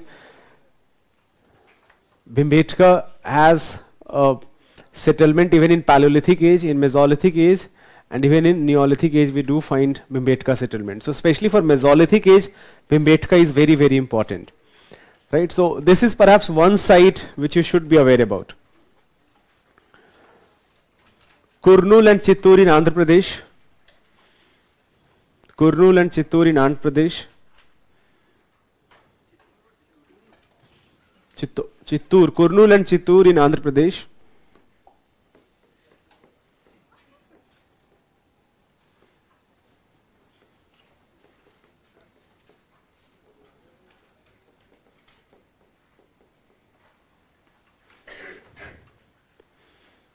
and Palvaram in Tamil Nadu.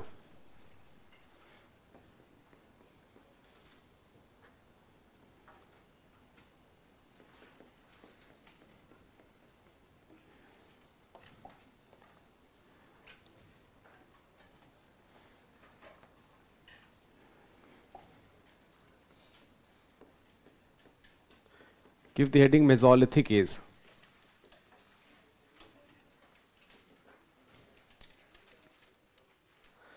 Let's take a break here.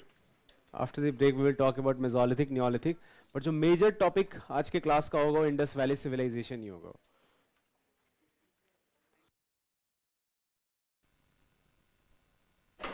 Hello. Hello. अभी किन्होंने पूछा था कि धीरे डिक्टेट करने को? Who asked that? Somebody did ask कि sir fast. अच्छा आपने करा. I do not want you to feel why I rejected your request like outrightly. So the reason is very simple that you have to. So I will dictate a little slow, but you also need to increase your speed. And the reason is very simple because you have to write 20 answers in 3 hours.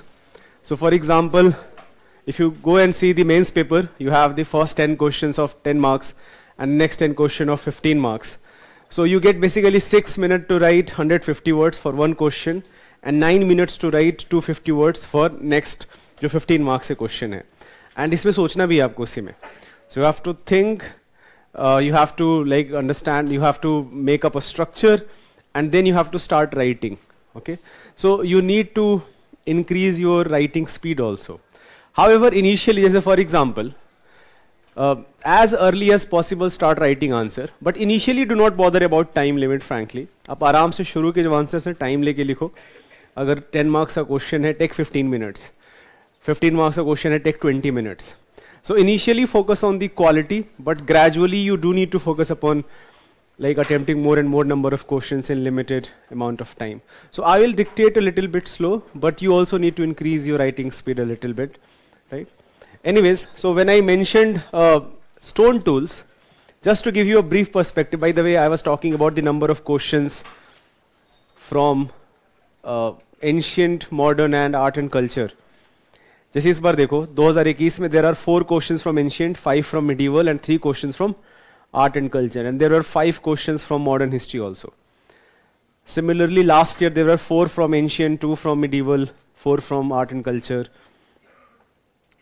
So this is a trend that in fact at some time you also have like one question, just one question from ancient, one question from medieval also, but then 5 or 6 questions from art and culture.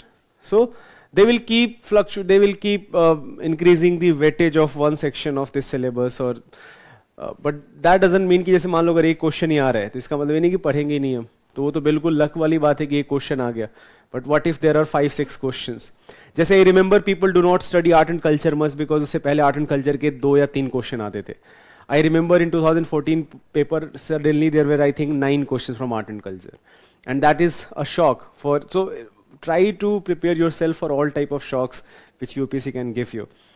I was talking about different sources, literary sources, archaeological sources, epigraphy. Epigraphy, somebody was asking on online portal.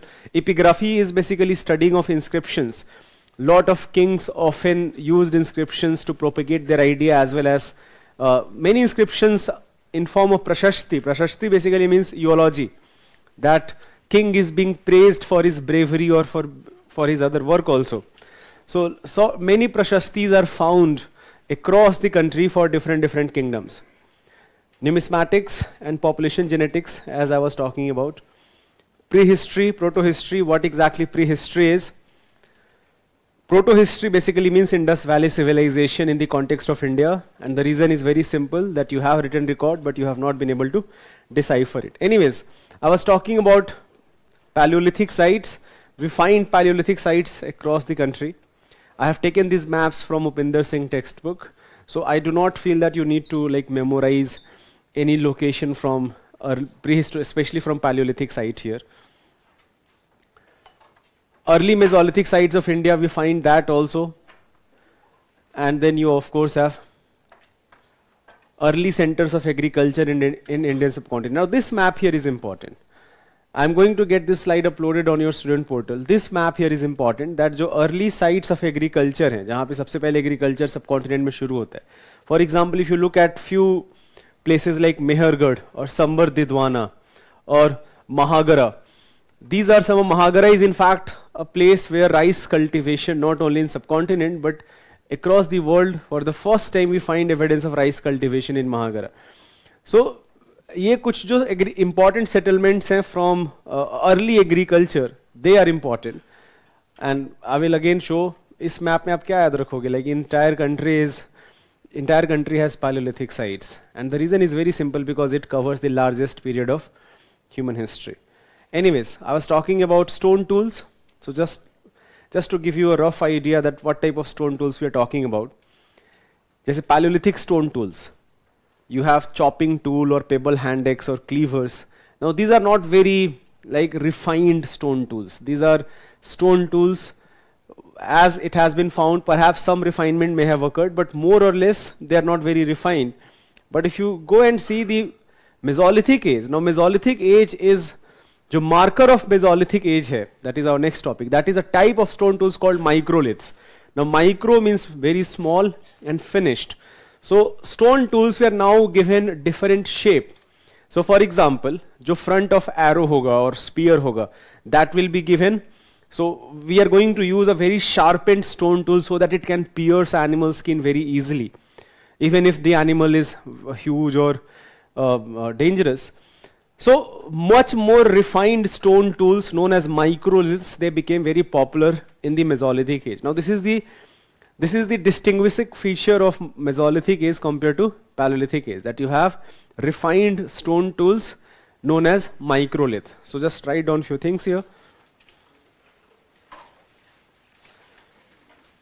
Give the heading Mesolithic age.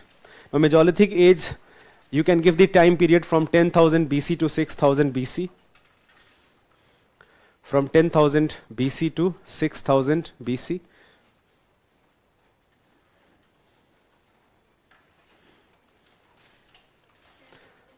10,000 to 6,000 BC. Now there are many things about Mesolithic age which you should know. For example, the first evidence of agriculture or the first set of domestication of animals, that starts popping up in Mesolithic age. Even in Paleolithic age, you do find some elements of artistic expression by human beings, but that artistic expression became further developed in Mesolithic age. As for example, the best example is Bhimbetka ke jo caves hain. If you go to Bhimbetka caves, you find these paintings inside the caves, and even today they have survived. And you basically see that these paintings depict hunting scenes or some sort of celebration is happening, where people are dancing and there is some sort of musical instrument. So all of these things are depicted inside the cave. So artistic expression became better. In ancient history, another very interesting thing to know about beliefs of people is what they did with their dead body. So for example, in Paleolithic phase, you find that dead body, as people died, they were left around.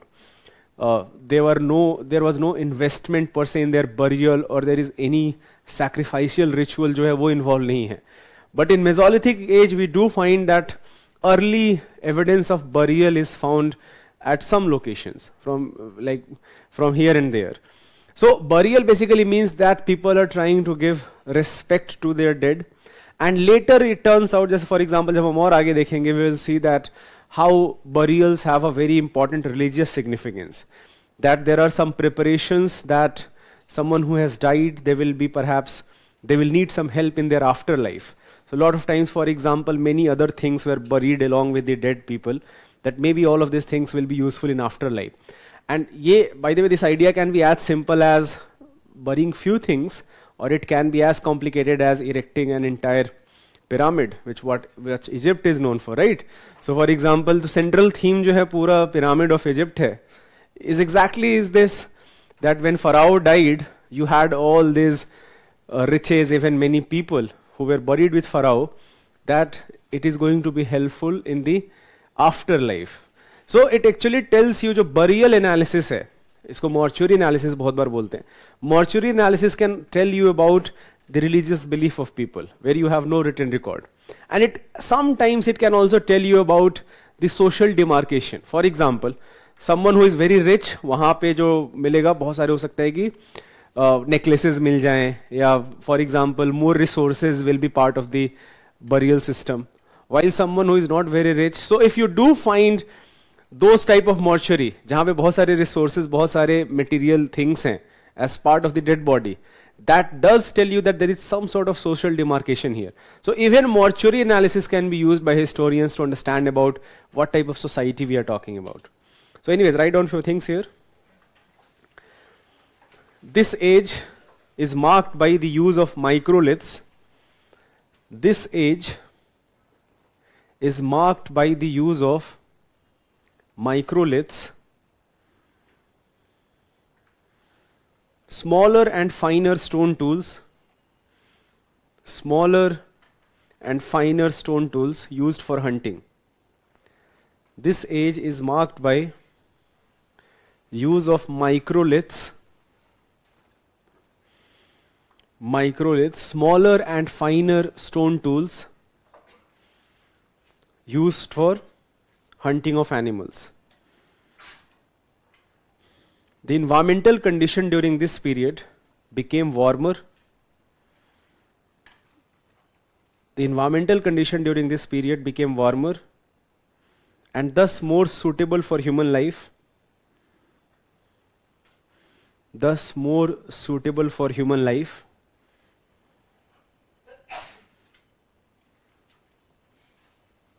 Hunting and gathering remained the primary economic activity. So the earlier point was that environmental condition during this period became warmer, making it more suitable for human life. End of ice age. Geography में आपको ice age के बारे में detail में पढ़ाएंगे. That this ice age is a very very important feature of geological period. So in Mesolithic period, an ice age is now coming to an end. So climate started becoming warmer and more suitable for human beings. So Paleolithic में क्या लिखा था हमने? एक term था geological age. Geological age is also very important criteria to basically divide this lithic phase, prehistoric phase. Write down the next bullet point. Hunting and gathering remained the primary economic activity. Hunting and gathering remained the primary, let's not use the word economic, use subsistence. Hunting and gathering remained the primary mode of subsistence. Hunting and gathering remained the primary mode of subsistence. However, early evidence of agriculture as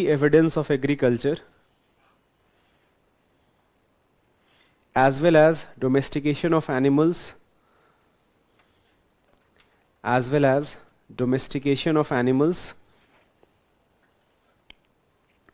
such as sheep, goat, cattle,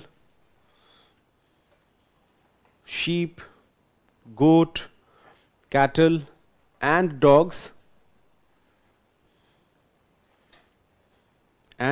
are found.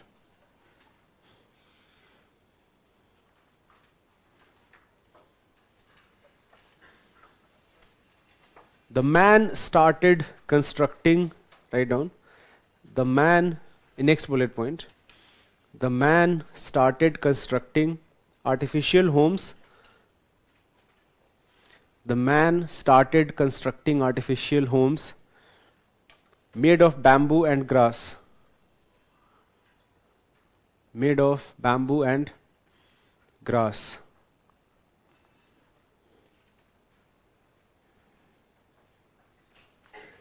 Artificial homes made of bamboo and grass. Next bullet point. We find evidence of burial practices. Burial practices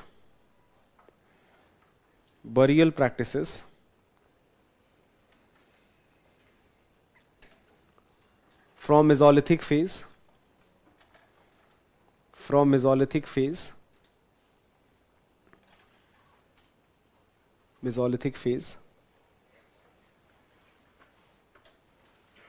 and एक last bullet point लिख लेना, the artistic expression of human beings, the artistic expression of human beings became much more expressive. The artistic expression of human beings became much more expressive, became much more expressive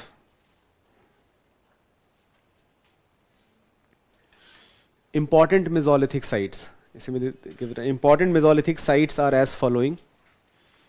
Important Mesolithic sites are as following.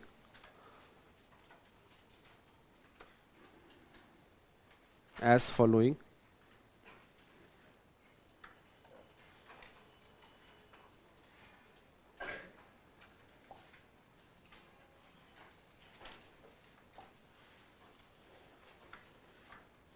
One of the largest Mesolithic site is found in Rajasthan, in Bagaur, Rajasthan.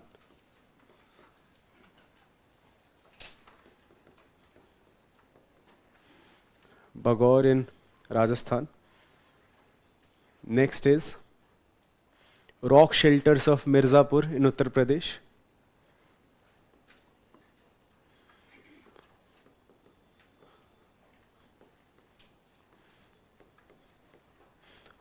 Rock shelters of Mirzapur Uttar Pradesh. In fact ये जो अभी हमने एक पहले line लिखा था, that the first evidence of burial, that is actually found in India in Mirzapur Uttar Pradesh. Bhimbetka in Madhya Pradesh.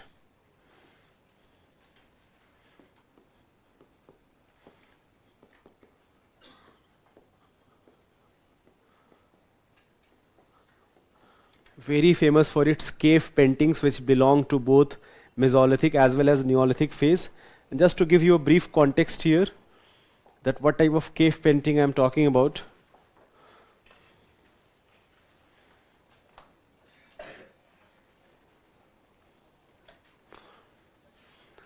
So many of these paintings from Bhimbetka, most of these paintings are from Bhimbetka frankly. And they do, although I have mentioned here Neolithic art, but some of those paintings are also from Mesolithic period. So we have, like this, for example, celebration scene or cattle rearing, some sort of hunting also. So we do find all these evidences, all these artistic expressions from early settlers. Next, Lakhudiyar caves in Uttarakhand.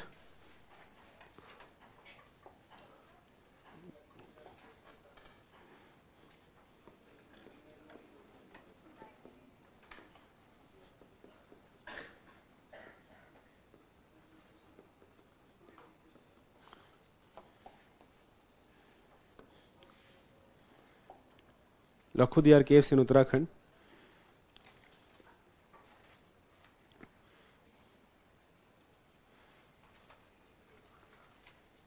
Langhnaj in Gujarat.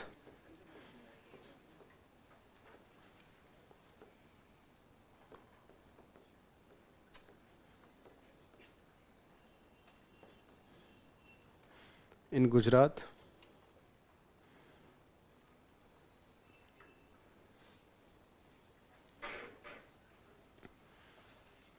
And give the next heading, Neolithic phase.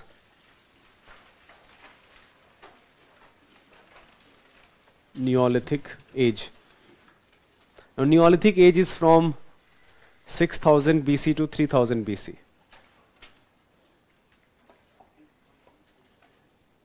3000.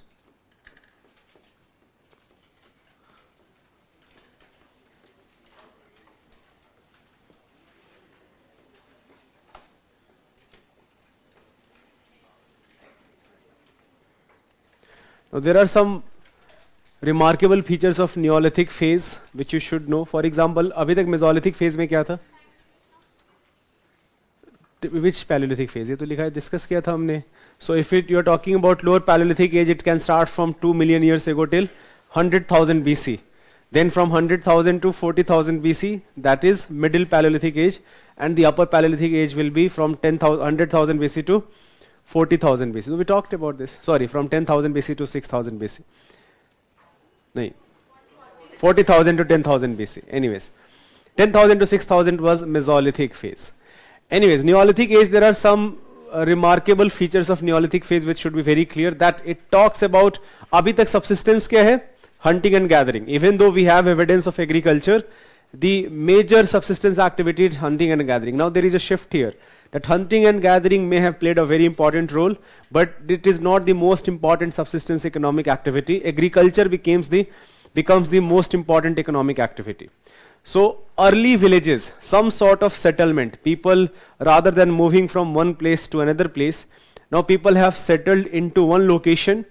It leads to formation of early villages. For example, the very first village which emerged in Indian subcontinent is a village called Mehergarh, which emerged in Balochistan province of Pakistan. कि अभी जो Balochistan है, there is a province in Pakistan called Balochistan, and a village called Mehergarh emerged in the Neolithic phase here. That is the first village of Indian subcontinent region, and we then find villages, such type of village settlement in many other part of the country also.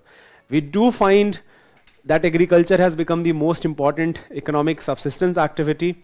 We find evidence of pottery. Lot of potteries are now being developed by human beings for storing grain. We also find burial practices have in fact taken some sort of religious symbolism is here. That dead body, for example, there is a very famous place in Jammu and Kashmir known as Barzoham. In Barzoham you find a burial that the master along with his dog, so master and dog both are found in the same burial. Let's assume that both of them died at the same time. Otherwise it's a tragic story. So anyways, so we find such type of things. These are the remarkable features of Neolithic phase. Often it is called Neolithic revolution.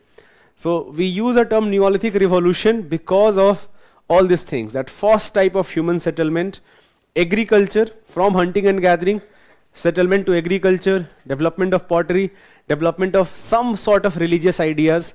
All of these things are features of Neolithic age, and hence often it is called Neolithic revolution. तो बहुत बार Neolithic revolution हम term use करते हैं. Now देखो, एक जो human पूरा development है ना, human beings का development, it also has occurred because of many coincidences. जैसे we may think that because things are happening for so long, maybe this is a linear progression, but frankly this is not a linear progression. From time to time, जैसे for example, let's say because of some sort of hybridization, a new rice crop emerged जिसका productivity बहुत ज़्यादा है. That hybridization, some sort of mutation may have occurred, and suddenly rice cultivation occurred on a much larger scale. Right? So ये first metal which was discovered. Again, so for example, copper was the first metal which was discovered, which is called Chalcolithic age. I will talk about Chalcolithic age later. But it does give you a rough idea that often we think of human progress in terms of linear progression, but there are spikes. Let's say for example, if I can plot the progression, even though progression is I cannot quantify it, but if I can plot the progression as a quantifiable criteria, there will be spikes here and there, and those spikes are very, very important to understand about human evolution. Climate suddenly became suitable. You have a crop variety जिसका production बहुत high है, and because of that, agriculture which was a subsistence, and this is very, very important, now leads to agricultural surplus. And when there is an agricultural surplus, that agricultural surplus is going to give you other type of economic activity. Without agricultural surplus, you cannot imagine any other type of economic activity. So the moment there are few people who are enough to produce for most of the settlement, now other people can enter into other type of economic activity. Then there will also be a realization, and by the way, that realization was also even before this settlement, that we do need some sort of rules and regulations. So we have to assume that even when hunter and gatherers were there, when they are hunting from one place to another place, they must have followed certain protocol for survival, that how they are going to survive, that there will be a chain of command. There is a person who, let's not use the word king, but let's say who is a chief, and the command of chief is very, very important. They also may have some sort of protocol, जैसे मान लो अगर कोई danger है तो women and children को हमको पहले save करना है, हो सकता है ऐसा कुछ protocol हो. तो same type of things, that we do need certain type of rules and protocols. Same type of similar settlement, but with many, many modifications may have occurred in proper human settlements now. Now we are not moving from one place to another place. We have established ourselves to one village. In that village there is agricultural surplus.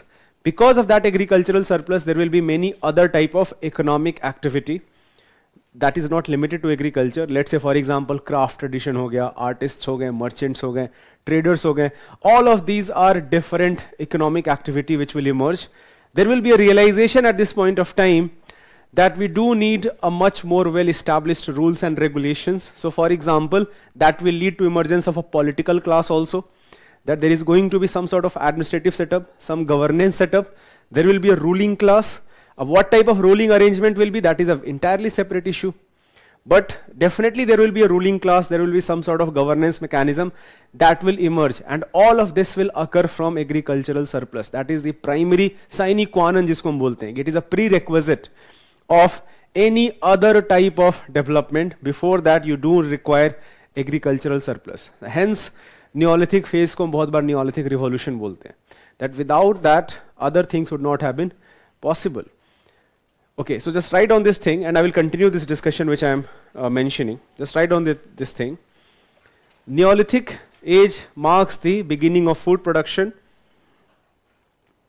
Beginning of food production. That is, Neolithic age marks the beginning of food production. That is, there is a shift from, there is a shift in subsistence strategy. There is a shift in subsistence strategy from hunting and gathering,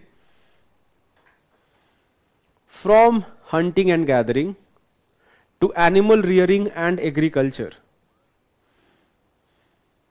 From hunting and gathering to animal rearing and agriculture.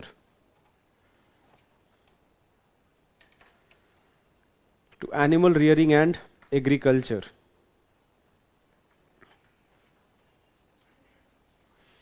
There are many important characteristics of Neolithic age. There are many important characteristics of Neolithic age, such as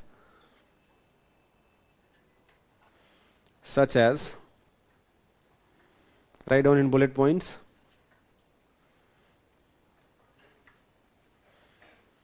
Well-developed pottery. Well-developed pottery.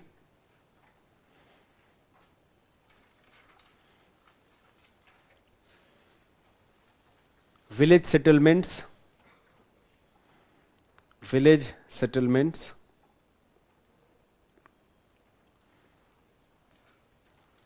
Refined tools and weapons. Refined tools and weapons.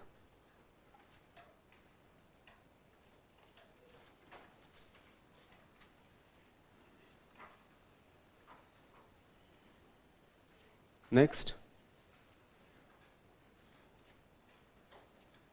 Refined tools and weapons. Emergence of first village. Emergence of first village.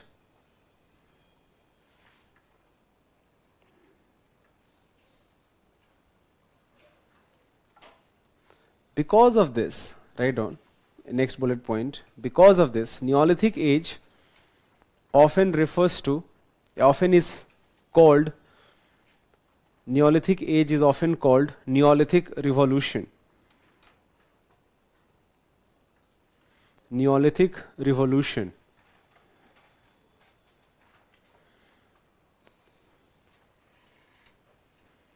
As it led to major changes in social and economic life. As it led to major changes in social and economic life. Major changes in social and economic life. Now, यहाँ पे जो sites हैं, these are important. Whatever names I'm mentioning here, these are important. For Paleolithic, I did not ask you to remember any of the names. For Mesolithic also, there are like Bhimbetka पता होना चाहिए. But in Neolithic sites, whatever sites I'm going to mention, they are important. You should remember their name. So the very first will be Mehergarh.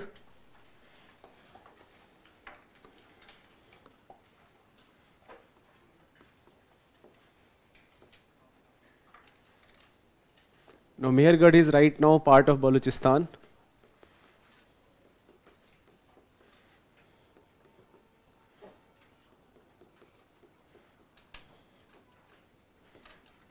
Mehergarh. Right down here. It is often called, एक bullet point में लिख लेना, it is often called the first village in, it is often called the first village in Indian subcontinent region. It is often called first village in Indian subcontinent region.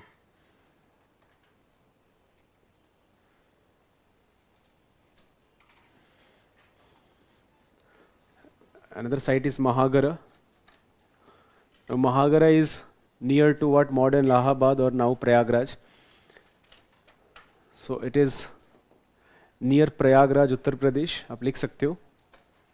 It is near Prayagraj, Uttar Pradesh. This site has the oldest evidence of rice anywhere in the world. Oldest evidence of rice anywhere in the world. Anywhere in the world.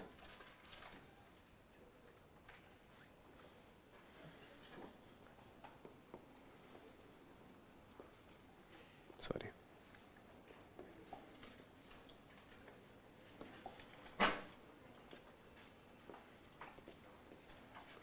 Barzoham in Kashmir.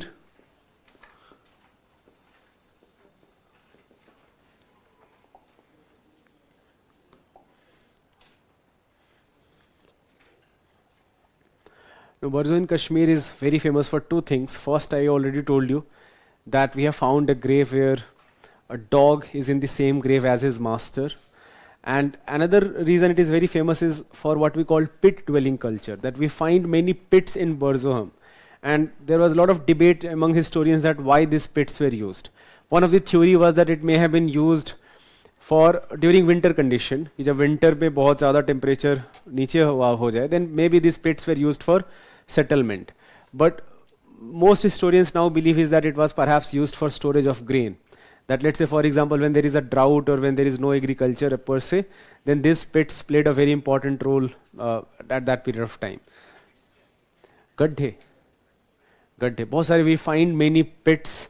So in archaeological digging itself, we find many pits. बहुत सारे गड्ढे हमको दिखते हैं कि इनका purpose क्या है exactly. So just write down. In Barzoham, domestic dogs were buried along with their masters. In Barzoham, domestic dogs were buried along with their masters. Along with their masters. It is also popular for its pit dwelling culture.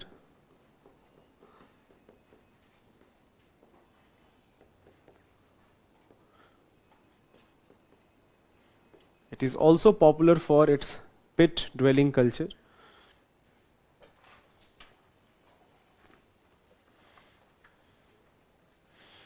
Another site is in Bihar. Chirand.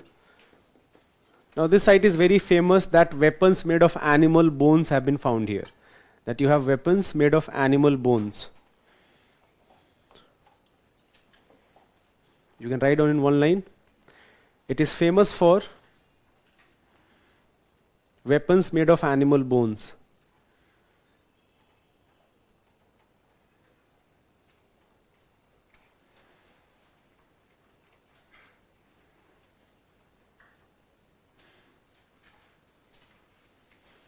Then Maski and Hallur in Karnataka, they are also important sites. This site is very famous for animal rearing on a much larger scale. Maski and Hallur in Karnataka. These sites are famous for animal rearing.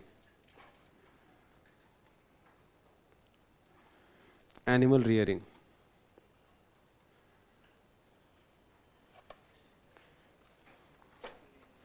I think class is going really slow. अभी तक Indus Valley Civilization पे हमको आ जाना चाहिए था. I will talk about Indus Valley Civilization in today's class. I will start the topic right now. But there is a small theme here, which I will discuss in the next class, is Chalcolithic Age. Now, Chalcolithic Age basically marks the first metal which was known to human beings, which is copper. So, Chalcolithic Age precedes Neolithic Age. And the first metal, because this discovery of this first metal was very, very useful, because now you can do agriculture on a much larger scale. So Chalcolithic Age, even though I am jumping here a little bit, but I will talk about the features of Chalcolithic Age and important sites associated with Chalcolithic Age in the next class, after I complete Indus Valley Civilization. But I am jumping here a little bit, and I am introducing you this topic of Indus Valley Civilization. But the significance should be very clear. First metal का फायदा ये है, you can do agriculture, आप जो पूरा agriculture से related जितने भी steps हैं, you can do that on a much better way compared to earlier tools which were made of animal bones or stones, right? So copper was the first metal which was known to human beings, and we do find Chalcolithic sites across the country. We find sites in South India, in Deccan region also, in northern and central India also we find Chalcolithic sites. So we'll talk about some important sites also, but in the next class. So give this next heading, Indus Valley Civilization.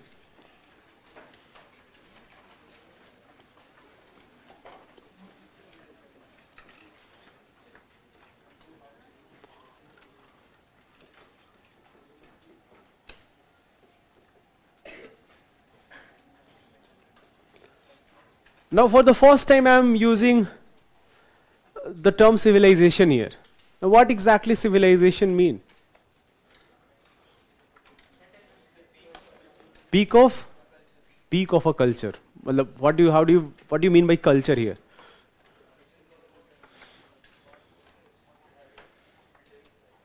So when you say peak of a culture, then what does it mean?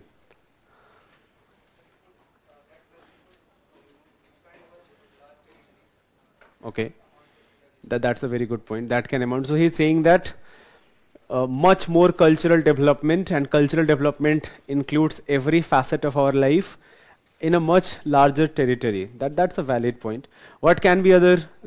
Hanji, Hanji. That's again a very, very good point. Civilization often, even though, so I should be very clear that civilization is a very abstract term. Abstract term का मतलब ये होता है कि इसका कुछ exactly define कर देना सिविलाइजेशन को बहुत मुश्किल है. मतलब defining civilisation, human civilisation is a very difficult thing to do. But often it will align with urban settlement, that we are talking about urbanisation. what can be other features of civilization? Much more. That is again a very valid point, that economic activity is not again only limited to agriculture. We are talking about a diverse range of economic activities.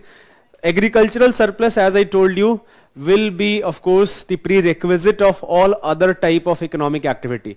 But agriculture is not the only and not the most important economic activity. It does include lot of many other things. What else? Hanji. That is a, आजकल ये word use करना बड़ा मुश्किल है, वो politically incorrect हो सकता है.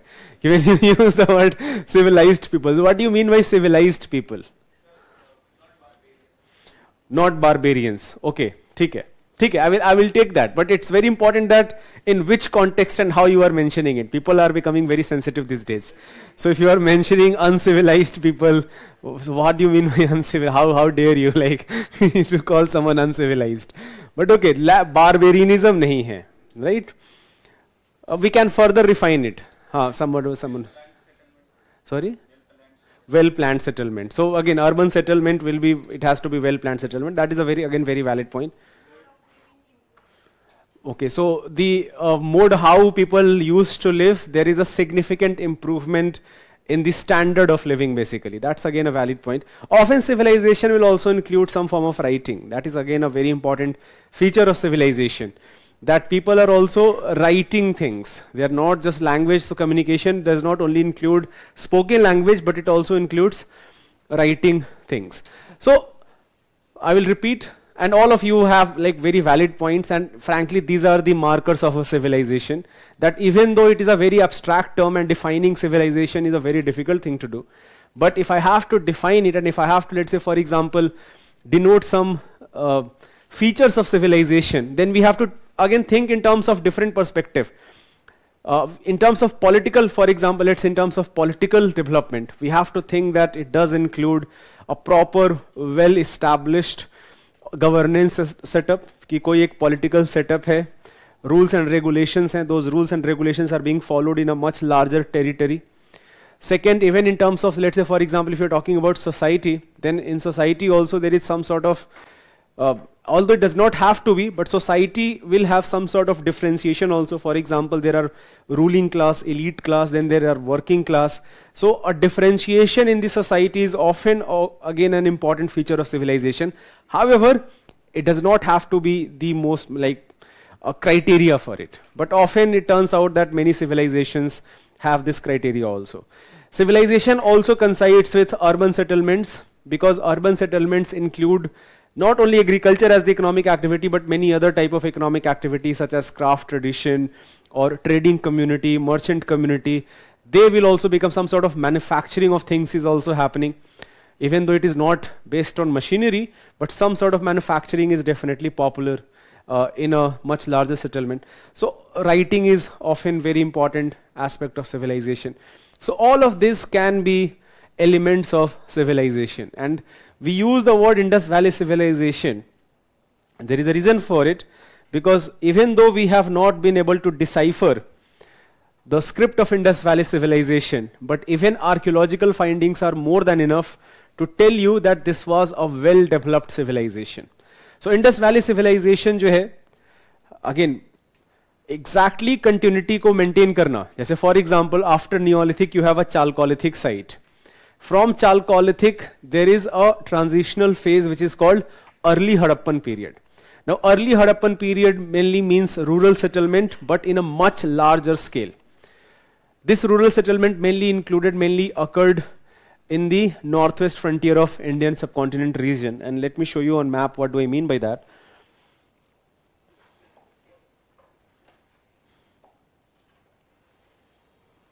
So this here represents the first village, Mehergarh, which emerged in the Balochistan province. But when I'm talking about early phase of Indus Valley civilization, which basically marks 3300 to 2600 BC, a period of, again, more than 900 years, about 900 years. That period, sorry, 700 years, that period is, that mainly most of the settlement are rural settlements, and most of the settlement are around Indus and its tributaries. So you have many settlements like Mehergarh, even Harappa में बहुत सारे जो features हैं, they can be called settlements of early phase. You have a very famous site called Kot Diji, which is important for early phase also, as well as for mature phase. For us, mature phase is the important theme here. But this mainly included early settlement, and there is a transitional phase from Chalcolithic to early Harappan settlement, right? But जो सबसे important phase जो हम the reason we have to study this topic is what we call mature Harappan civilization, and the time period of about 2600 BC to 1900 BC. So mature Harappan civilization does include lot of sites. This map is much more clear. The reason I have mentioned this map, I have taken this map from Upinder Singh textbook, is that it does tell you about few of the sites which is not there. For example, Malwan is a site which is the southernmost site of Indus Valley civilization, very much visible here. Similarly, you have Shortugai, although Shortugai is mentioned there also, right? So because of few sites I have mentioned here, Almagirpur I think is not mentioned in that map, इसलिए मैंने यहाँ पे दे रखा है. The Alamgirpur, this is again a easternmost site of Indus Valley civilization. So, but this map is much more clearer. We are talking about some important urban centers which emerged around the river Indus as well as around river Saraswati. So, should we call it Indus Valley civilization? Because many sites of this age have been found which has nothing to do with Indus or its tributaries. Many of those sites, for example, let's say Rakhigari or even Dhaulavira. So many of these sites may have been part of the ancient Saraswati river mentioned in Vedas. So Saraswati का जो remnant है, that remnant might be what we called Ghagra Hakkar river, जो राजस्थान और गुजरात के part से अभी जो remnant है. But in ancient times, Saraswati River may have played a very, very important role in settlement. Right? So, however, there are some sites which are neither at Indus or Saraswati River. So, even Saraswati civilization is also not a very good term. So, the most accepted term is Harappan civilization, even though because Indus Valley civilization was used initially, but the most accepted term should be Harappan civilization. The reason is very simple, because Harappa was the first city which was discovered as part of this civilization. So what are the main features of this civilization? ये आपके prelims और mains examination दोनों के लिए important है. So I'm going to divide all the important findings of Indus Valley civilization into certain categories. For example, Indus Valley civilization is very popular for its urban settlement. Now what type of urban settlement we are talking about?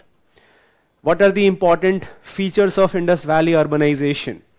UPSC ने एक बार question पूछा था in fact 2014 में, to what extent we can learn from Indus valley civilisation in modern urbanisation process into India. आप एक बार जाके क्वेश्चन देखना. I think I have that question on slides also, that what the question was that to what extent we can learn from urbanisation of Indus valley in modern period. Anyways, so features of urban settlement, what exactly are they, ये पता होना चाहिए पहली चीज. Second thing you should know is that the people of Indus Valley, despite we do not know what type of writing they practiced, but despite that we do know that they were involved in many types of economic activity, and they had come up with many type of technological developments, innovations. Even today we use a lot of those technologies in modern times. For example, using standard weights for measuring length, or measuring weights also. So that is quite popular. Even in culture, they had come up with many technological developments, which will be discussed in art and culture classes. But I will give you a brief outline here. Jaise bronze was known at this point of time. Metallurgy was known to human beings at this point of time. That people knew how to in fact manipulate metals and how to use metals, not only for agriculture or something else, but also for artistic expression. For example, जो sculpture tradition of Indus Valley है, that is very popular, and we do find many sculptures which have survived thousands of years from now. The next thing, and the last thing perhaps you should know, is there are some here and there are some small topics. For example, what type of religion it was, what type of society it was, and I will tell you right now that all of the theories are matter of speculation, because we have no way of knowing that what type of religion or what type of society was there. But looking at the archaeological findings, historians have come up with certain conclusions. So I will talk about what are the different debates surrounding the society or surrounding the religion, but most of them are speculation. Next thing which you should know, which is in fact very important for examination perspective, that which are the important sites, where they are located, and why they are famous for. कि जो important archaeological findings हैं, और ये आपको good thing ये है, the good thing is that in any other themes you do not have to go into details of archaeological findings, because that will make things very difficult. But because in Indus Valley civilization archaeology is the most important source, we have to know about the important sites and their important archaeological findings. And last theme which I'm going to discuss is that why the civilization declined. Okay. Now, let me show you some of the important archaeological findings before you write anything. And there is a third phase, by the way. There is a third phase of Indus Valley civilization, which is called late phase, from 1900 BC to 1300 BC. And this late phase again includes rural settlement. So there is a rural settlement in the early phase. Then there is mature phase, which basically marks the urban phase. And first urbanization, not only in India, but in fact one of the first urbanizations anywhere seen in the world. And then Indus Valley civilization in the late phase, again it marks the rural settlement. Now this is the finding of Harappa, the first city which was discovered. Very interestingly, Harappa से बहुत ज़्यादा आपको information मिलता नहीं है, and the reason is very simple. Harappa was discovered in 19th century, mid of 19th century, and this was also the time that railway started in India. So बहुत सारे जो engineers थे और जो workers थे, they used bricks of Harappan civilization. So that is why lot of structure of Harappa, it has not survived. It had survived for thousands of years, but because of developmental work, lot of bricks were stolen from here. So anyways, but despite that, we can come to certain conclusions regarding Harappa. The second city which was discovered was Mohenjo-daro. So Mohenjo-daro, for example, is very famous for a lot of things. I have picked up few important things from important sites. For example, this represents the citadel of Mohenjo-daro. Now, citadel was at one of the location in the city, was at the higher elevation. So the entire city can be divided into two categories, upper town and lower town. Now, upper town ho sakta hai, and perhaps that can be a very, like that can be an acceptable logical conclusion that upper town may have many elites and ruling class, they may have resided in the upper town in the citadel, because we find lot of fortification around citadel, that the citadel needs to be protected. Then this is also very famous, a great public bath which has been found at Mohenjo-daro. Most accepted theory is that this public bath may have played a very important role in religious rituals, right? Some sort of religious ceremony, it may have occurred, but again that will be just an speculation. But it was a public bath available to everyone. Dancing Girl, even today if you go to National Museum in Delhi, you will find this sculpture made of bronze, and a very famous technique called lost wax technique, which is used to construct this sculpture. It will be discussed in detail in art and culture classes, do not worry. But even today you can find this sculpture in National Museum. It has survived thousands of years. Pashupati seal, that was also found at Mohenjo-daro. It actually tells you some sort of religious deity. So Pashupati is a term used for that, and a lot of time people try to associate Pashupati with the worship of Mahadev, Shiva, in modern times. But if there is some sort of connection here, that is only based on speculation. However, there are some interesting features. For example, I will talk about in the next class, जब हम Vedic age discuss करेंगे, that phallus worship, ling worship, that is not popular among early Aryans. In fact, it is frowned upon by early Aryans. But phallus worship does become very popular in the later Vedic age, and definitely in Mahajanpat age, and worship of Shiva does become a very important feature of religious development. And phallus worship is also present in Indus Valley civilization. And in fact, it is present across many other civilizations, but it was prominent in Indus Valley civilization. So it does tell you some sort of connection that even people are interacting here, different set of people are interacting here, and that interaction may have led to development of religious ideas. So anyways, a very famous seal known as Pashupati seal, surrounded by different type of animals with horns, some sort of religious deity perhaps. Okay, now this is the most important site, Dhaulavira. Last year UPSC ने question भी पूछा था इस पे. So Dhaulavira has been added into UNESCO World Heritage Site. It is in Gujarat. Known for many things. For example, first thing is that all the cities, most of the cities have two-tier structure. There is a upper town, there is a lower town. But Dhaulavira has a three-tier structure. There is a middle town also. So there is a upper castle, जो citadel, typical citadel है. Then there is a middle town, and there is also a lower town. And Dhaulavira is very famous for its water reservoir and investment into conservation and sustainable use of water. So that is the remarkable feature of Dhaulavira as a site, that it is known for its water reservoirs as well as its investment into conserving water and its sustainable use. This is again a very, very famous site, Lothal. Lothal was a port city, dockyard. It has a very famous dockyard. Dockyard is basically was used to park ships or boats when they are not out in the ocean or in river.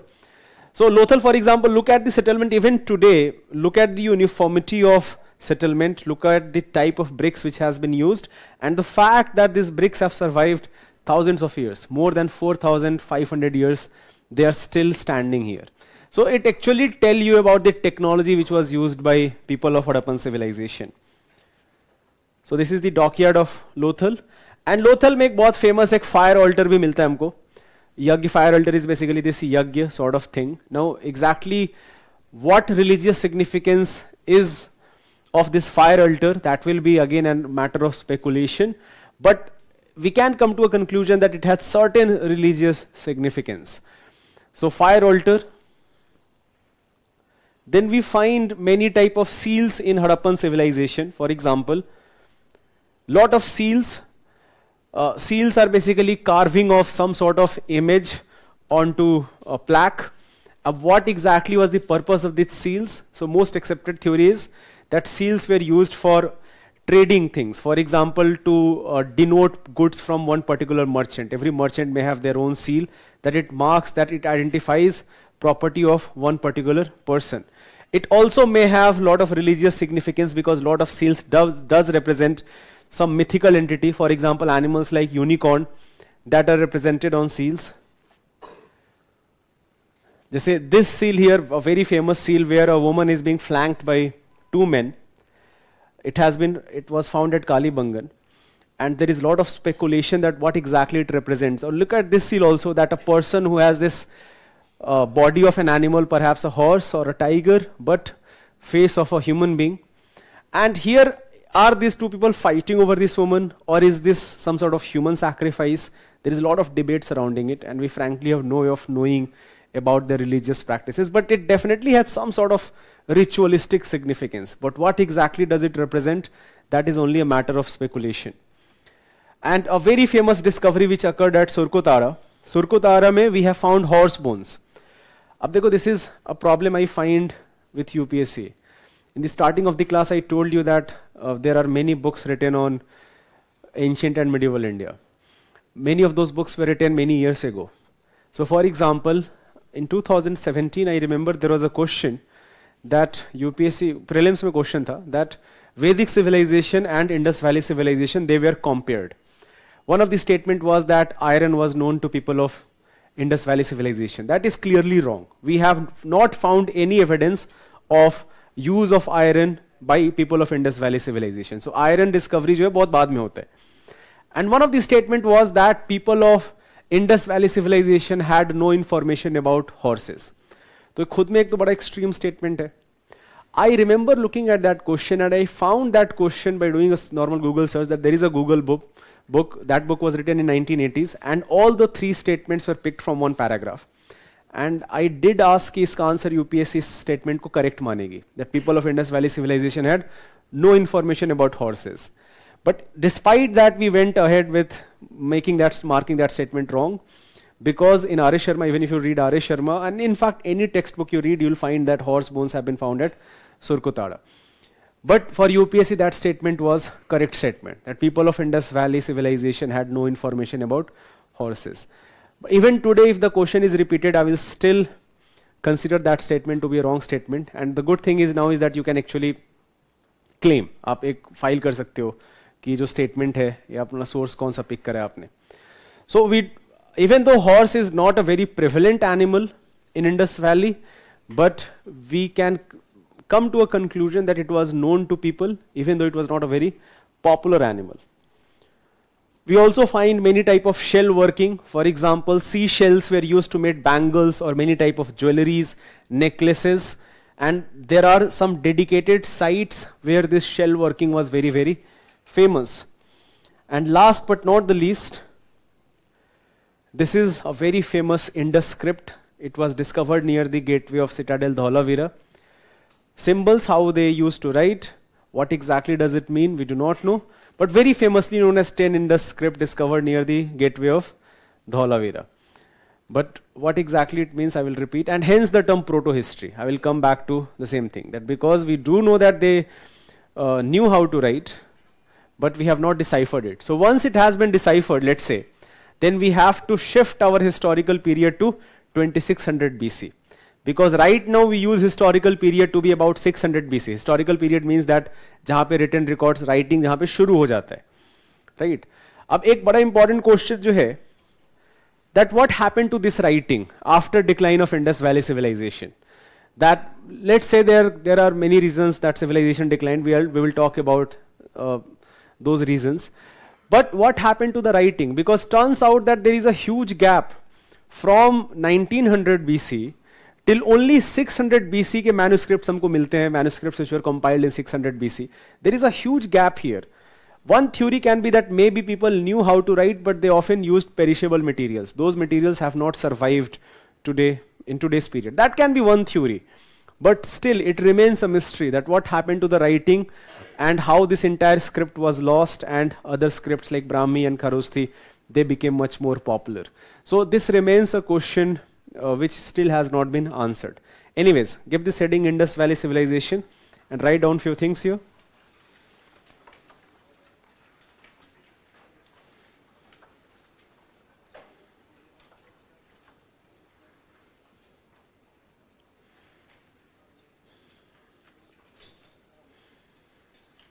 The Indus Valley Civilization,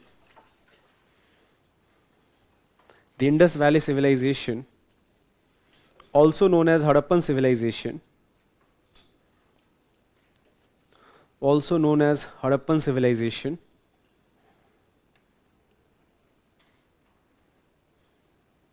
can be divided into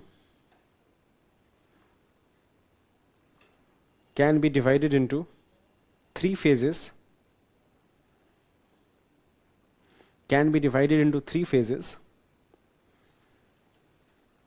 Early Harappan phase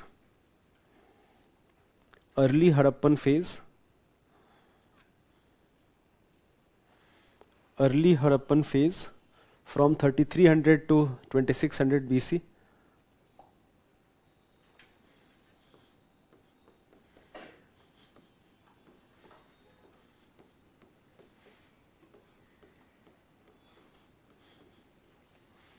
Mature Harappan phase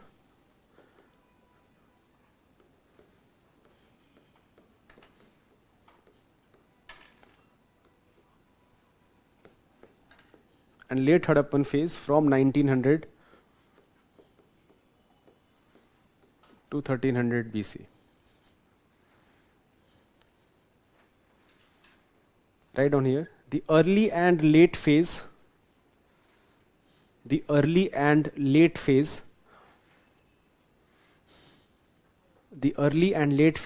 Marks rural settlement,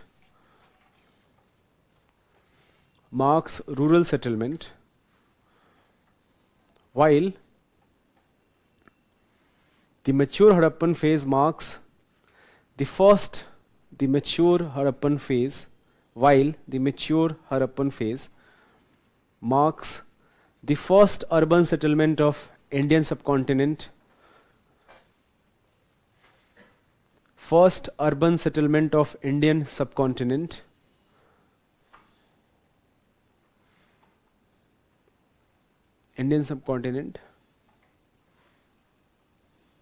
In fact, one of the most important urban civilizations of the world.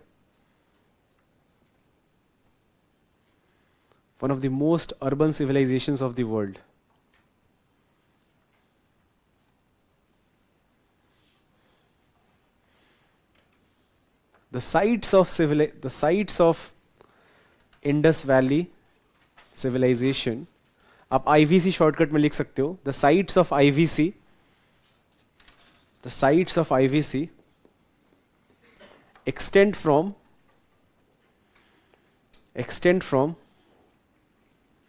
modern day northeast Afghanistan,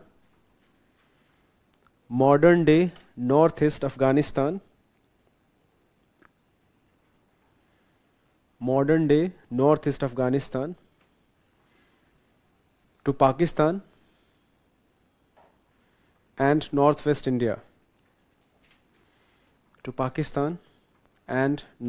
India.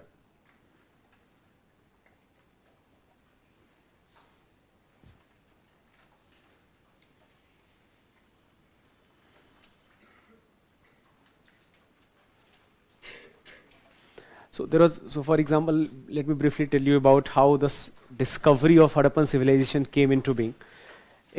It was discovered as early as 1820 by some British officials, but they thought that maybe it was the site where Alexander and Porus fought each other, as mentioned in Greek accounts.